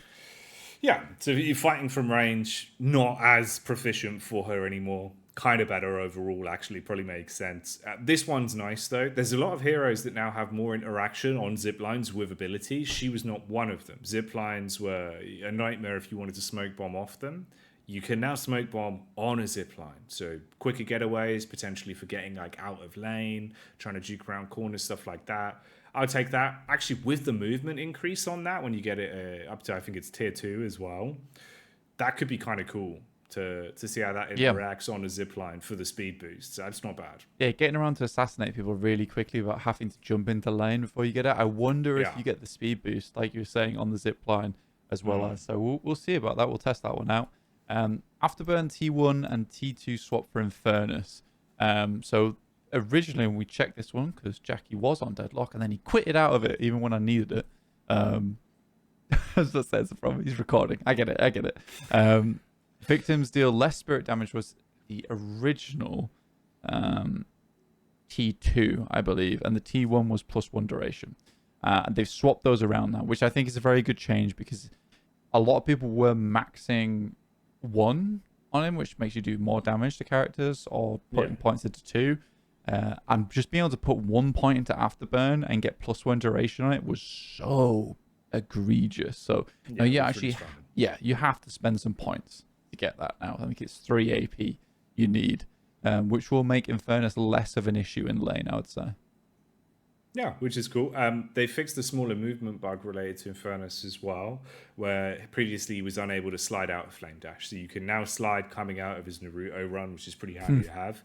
They generally said in the patch notes as well for Infernus that they fixed like a catastrophic amount of bugs that he was producing that was causing like really intense lag in the game. And like weird game-breaking bugs to do to Infernus. So it feels like Infernus mains have probably actually got a pretty good buff here in terms of the overall gameplay experience from it. So I'd take that one. Destroying the surf. It's breaking everything. But yeah, the other ones are just this Afterburn base DPS reduced from 18 to 15, T3 DPS reduced from 33 to 30, and Spirit scaling increased from 0.4 to 0.5. So just the base damage all reduced, and as he gets stronger, then Afterburn will become a problem. So I think it was a case where you'd have Infernuses like mid-game just wrecking you, even though they weren't as fed as you, didn't have as many souls as you, just because the Afterburn scaling on it, well, not even the scaling, just the base damage was very strong. So I'm glad that they've pulled that in a little bit while still retaining his late game presence. A few more bug fixes on this one, basically. Arctic Beam not having proper lag compensation. So I imagine that just probably feels tighter now in terms of the netcode for how that's supposed to interact. Probably for the best. I don't know how drastic of a change that will be. Yeah, I don't know either. I've never noticed it, but maybe it's a big problem. They fixed some cases where Frost Grain would explode and not hit anyone. That sounds annoying. Glad that's fixed. Arctic Beam can now be cancelled directly by using parry. I think that's a really nice quality of life change. So if you didn't know how to parry, press F. For you new players out there, but that means that when you do get into a situation where you're in Arctic Beam, a lot of times you just can't get out of it. So it's nice just to be able to cancel it, get yourself out of there with a frost grenade, or even just drop the dome on them. So I like that a lot. That's quite strong. Yeah, it's not bad at all. I think that's good. Like, that's actually a nice change for more sort of in-depth gameplay for Kelvin. Have a little bit more freedom there to actually be able to use Arctic Beam as you like, rather than being forced into just waiting out the duration. Frost Grenade as well, little bit of a change there in terms of the cast time being reduced to 0.2 to 0.1. So throwing those out, going to be a bit snappier.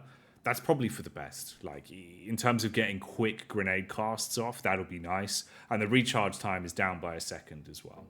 Yeah, I think they had similar changes over for Warden as well. So for the Flask. So I think for Frost Grenade, getting these same kind of changes coming through does make it a little bit more easy to use. And in terms of like when you get extra charge on it, being able to get those heals out more reliably is really nice. So I'm happy with that change. And Ice Path Sprint now is granted immediately on use. It used to be before where you'd have to like charge up like an actual ice skater. Yeah. But I think this is a very, very good change in terms of being able to gank early, get to your teammates, maybe rescue beam them out of there, or even just get your team into position straight away. So I think that's one of the bigger changes for Kelvin. And one that was kind of needed, because it felt like Ice Path was just... It sucked when like you were trying to escape and you got Ice Path and you know that if you're at full speed you'd be immediately away by now. But now it's the case, it's actually a viable escape and a viable way to chase down players. No, it's not bad at all. On the subject of moving fast as well, this is interesting. So Lady Geist, she's had her base sprint reduced from 2 to 1. Now, she was actually the third quickest character in the game. It was Bebop Lash as number 1, number 2, and then Lady Geist with the same move speed as Yamato and Haze. So with this coming in, she's now actually going to be down towards the same as Vindicta, Wraith, Seven, Ivy, Pocket, Paradox. She's going to be in their category, I think, at about 275 velocity. That's kind of weird, actually, because you had her and Lash miles ahead of most of the other characters, and then Bebop in second place as well. So her getting a change on that one is really interesting. It seems like Valve are streamlining again most of the velocity movement speed for a lot of the characters, because some of them were just egregiously quick compared to others. Yeah, including Lash, who was just ridiculously fast. You could never get away from him. And he's had his base sprint reduced from 3 to 1, which is massive in terms of a movement nerf. And his ground strike damage per meter reduced from 6.3 to 6.0. Because I think they have dropped a lot of nerfs on Lash. He was one of the strongest in the game for a long, long time, kind of Pockets filling that role in terms of like an early game dominator. So yeah, I'm very, very glad to see that they are working on him. I think he has been sort of nerfed too hard though. I think he's at a point where it feels sort of useless now. It's kind of crazy because we were even talking about it where like I compared the velocity pre-patch and he was faster than Bebop. Bebop as it stands right now is 364 velocity and Lash was like 397. He was fast. Head and shoulders quicker than everyone else. Like it was insane. Now he is the second quickest character in the game. So he is 314. Which is the same as Yamato, same as Haze. That's where Lady Geist used to be. She's obviously now further down. So it's interesting. It did almost feel like maybe his speed was a bit of a bug because he was just so much quicker than anyone else. Whereas now you've almost got slow move speed, which is 255, medium move speed, which is 275, and then fast move speed, which is 314, and then Bebop, which is 364 in his own little category. Yeah. The category of his own, which is very fast. Quick boy. Quick boy. So Lash can no longer really shout at Bebop anymore, He's a slow boy. He's way slower than Bebop. Way slower than Bebop. Bebop's just destroying him. Just rinsing him on the speed category. It's a good thing they're boxers and not sprinters, because Lash is in the bin. He's in the bin now. He is in the bin. Just a little bit. It's all gone. Again, I think they'll bring him back up to speed, but something needs changing with him because he has been crippled pretty heavily recently.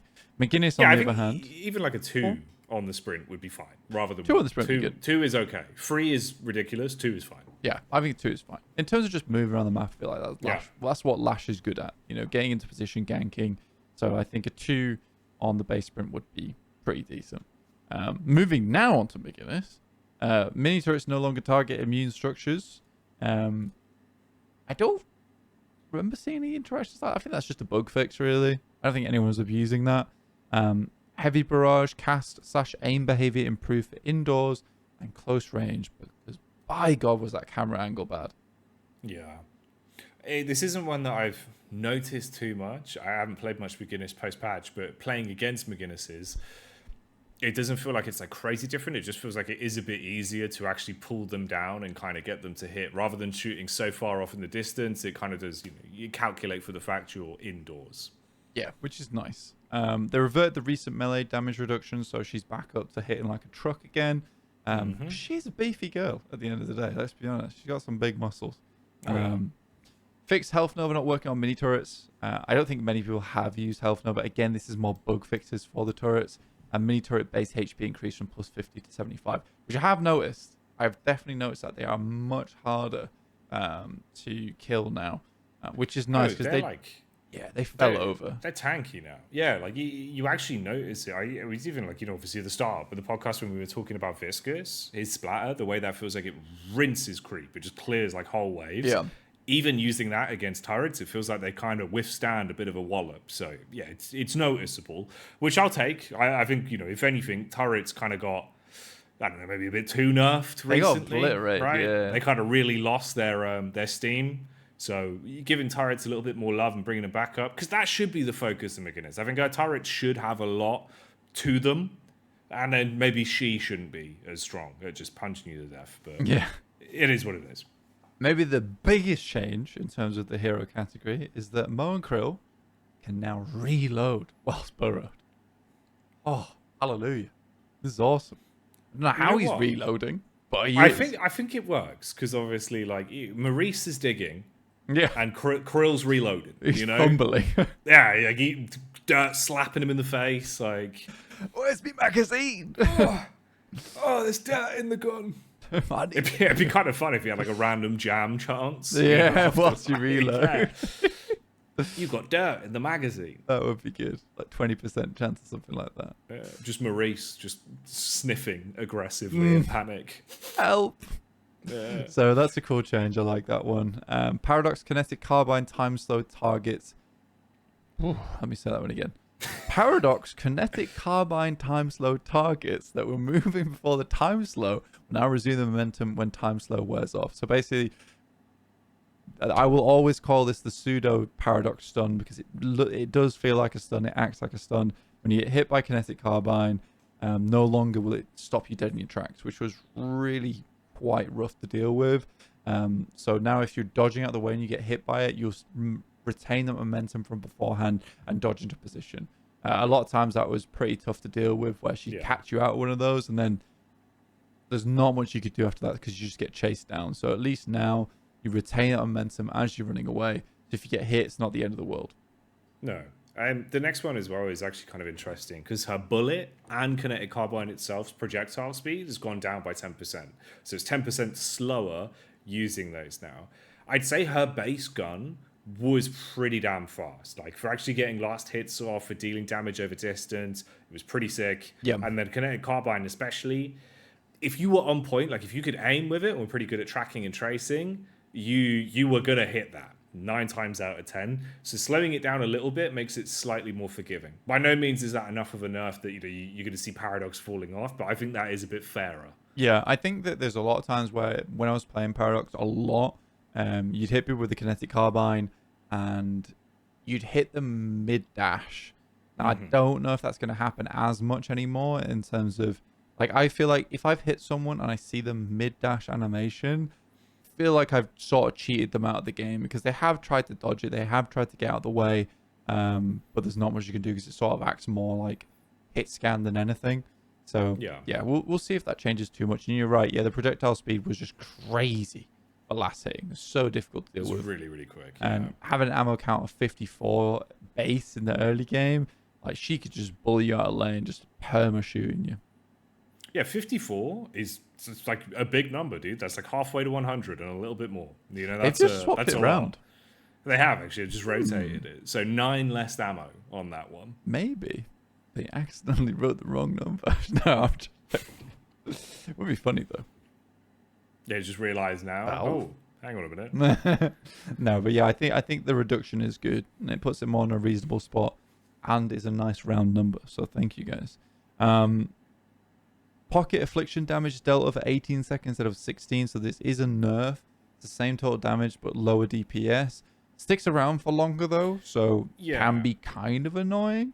That's what I mean. It is technically a nerf in terms of the damage, but it's also kind of a buff in the sense that it's going to linger longer. So that's 2 extra seconds you have to spend sitting in base, waiting for it to run out before you can heal, if they're pushing it to kill Patron.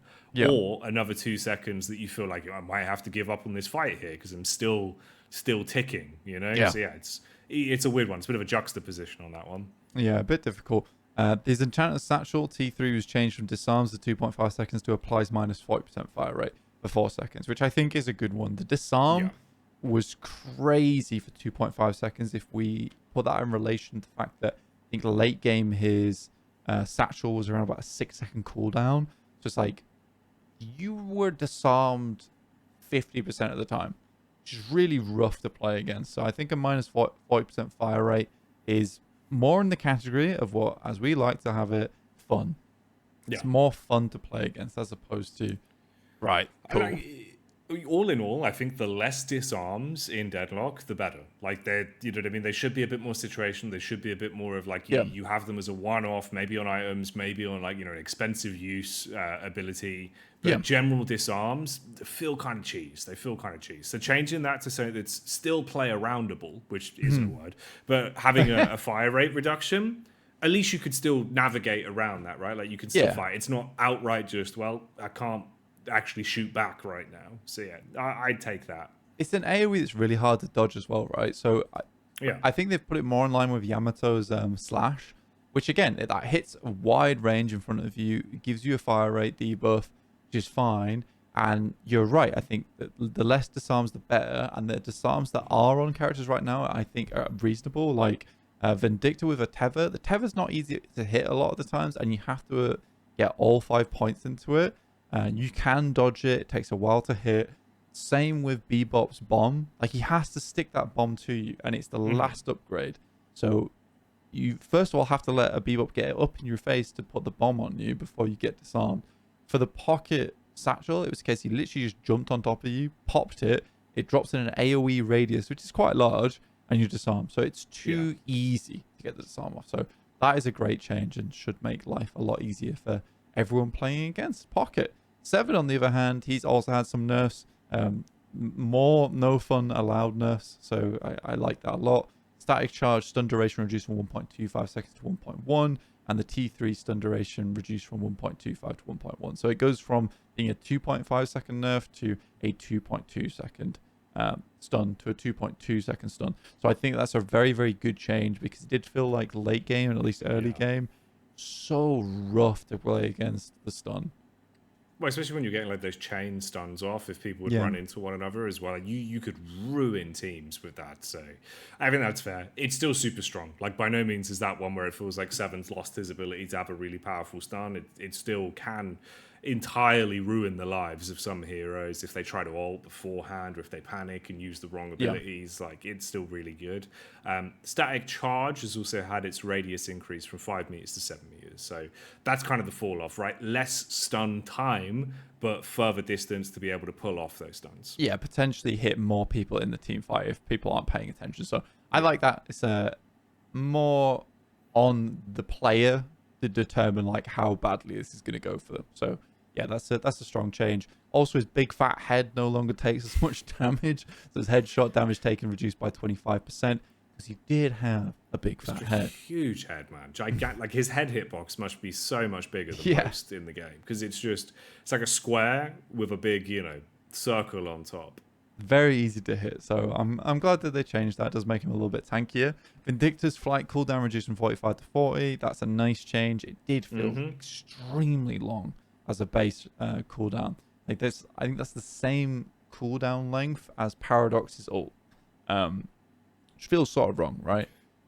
Also, a gun damage growth was increased by 0.85 to 1.0, which is great news for Vindicta mains because it did feel like late game you were more of an assassination bot than anything. I think as well, any changes to make flight a bit more incentivized for most people to use it is good, because last patch we had it as well where I actually might have been the patch before, but they changed it so that her flight sort of momentum, the way that you can course correct up and down, left and right, that was made a bit tighter and a bit more responsive. I think giving her more freedom for flight in general is better, because when she's on the ground, she isn't really anywhere near as impactful, you know? And she isn't crazy strong at the minute. She can be in the right hands, but baseline, it feels like Vindicta's becoming a little bit forgotten. So buffing her flight, I think, is fine. Yeah. Here's the big change from the patch, though, which is Wraith's card trick post-cast time reduced from 0.5 to 0.2. So you can machine gun these out. And I think my favorite line when I was playing games today was from one guy just saying, he's just Yu-Gi-Oh-ing all of us right now. I was like, what do you mean, bro? It is mad, though. Like, literally, the first game we played, when I played Wraith after the patch, like I played so much Wraith, and watching the way that she's changed over the more recent patches, when the new card trick came in, night and day, it felt like a better ability. It seemed really cool. It felt like you're kind of living that like Gambit fantasy of throwing out like magical explosive cards. Yeah. It's sick. And now they actually are worth using as well. That's also partly because of the bug fix that they follow this up with, where they say that issues around card tricks tracking, where it would cause it to just circle around a player or go to the wrong location, have been fixed. I will say now, that and the cast time, you can throw them out so quickly, they feel super responsive, it just feels fun to use them. Like, you could stand in a lane, constantly dealing damage with a big magazine on her, and throw card after card after card. Yeah. And you just watch people's HP just get obliterated. So it's really good. It actually feels like she's in a great spot now to be a fun, all-round hero. Like, her whole kit has a reason to be used. You've got her escape, you've got her fire rate buff, and you've got the card trick alongside the stun for the ult. Like, I think Wraith's got way better with this patch. Yeah, it's super nice. I mean, again, we talked about it earlier, but Pristine Emblem makes this just ridiculously strong. Paired with the ult, like, you are just throwing cards out like a dealer at a table and just obliterating people. So yeah, Wraith seems in a really good spot right now and is very, very fun to play, but doesn't feel so strong to the point where she's impossible to play against. So yeah, she's not broken. No. She's just really fun now. Like, I think that's the good way of looking at it. Like, compared to, you remember how her older card trick used to be? Like, it's night and day better in every way. Like, it's really good. So big fan. Yamato's also had a quick little change to it, which is power slash collision size reduced by 10%, and bullet damage growth increased from 0.4 to 0.5. So very minor changes. Again, you were talking about earlier, Jacky, is that skill shots should be skill shots. The collision size should be reduced, pump that skill ceiling up a little bit. And the bullet growth was definitely needed because her gun felt very underwhelming, honestly. When she really does have like one big pump in her kit, which is just a 1 into slash and then a chase, and then she's got her ultimate. So she needed something in between, which is her gun, the shurikens, to really keep up with a lot of other heroes in the game. So I'm glad they have increased it just slightly. They're just testing the water with it, see how that works. And I think that from playing a lot of Yamato during this patch already, she does feel a lot better. Yeah, I think it's a good change. Again, like any of those, like I was saying before, where you make the size of them less forgiving and more kind of, you have to hit it, it's a little bit harder. I think it's for the best. Like, Hayes has benefited from that in my mind with how her dagger feels now. So I think most heroes getting that slight reduction on the size of the actual collision is for the best. Yeah, definitely. And I think that we're moving more into the competitive side of things with skill ceilings and getting to really learn a character, a hero very, very well, which is nice to see. And with that is all of the patch notes. We've got through them all in probably untimely fashion, but we did it. We did it. Yeah, I think it's probably going to end up being about like a 2-hour show for the first podcast. So we're an hour over what we were with patch notice on the road. We thought when we get back it'd be shorter. Yeah, we did. Yeah, I guess not. I mean, at least the thing is, we did say we were going to start a podcast, so it's got more freedom to just be 2 hours of listening. Yeah. In future, we're going to be uploading these. Well, when the game comes out, the plan is obviously uploading to Spotify. So if you're in the gym, you could find out about the patch notes, or if you're shopping, cleaning the house, whatever it is you're doing. Yeah, whatever you want to do. We're here for you, just to chat you through. Have us in your ears talking. But yeah, But there you go. That's nice. it. That's all the patch. That's everything that's changed. It's all the notable ones, at least. There was quite a few smaller things as well, even inside of it. So it was such a gigantic patch that even over the 2 kind of shows that we do covering everything, it was hard to get every single thing nailed down with the amount of stuff that they've actually changed. So it's cool. I think it's for the best. You can see that obviously there is a lot of incentivization now with these 2-week pack cycles for so many things to be changed. So I'll take it, man. I think the game's coming along really well. Yeah, massively. It might be a case that we could even split like the item changes and the hero changes into 2 different sections, potentially, but potentially not. Again, like Jacky says, drop any thoughts you might have, any changes that you might like to see over in the old thread or wherever you'd like, even on the YouTube video. We'd really appreciate it because we want this to be as good as possible for you guys listening. And I think we really appreciate all the support you guys have already given us.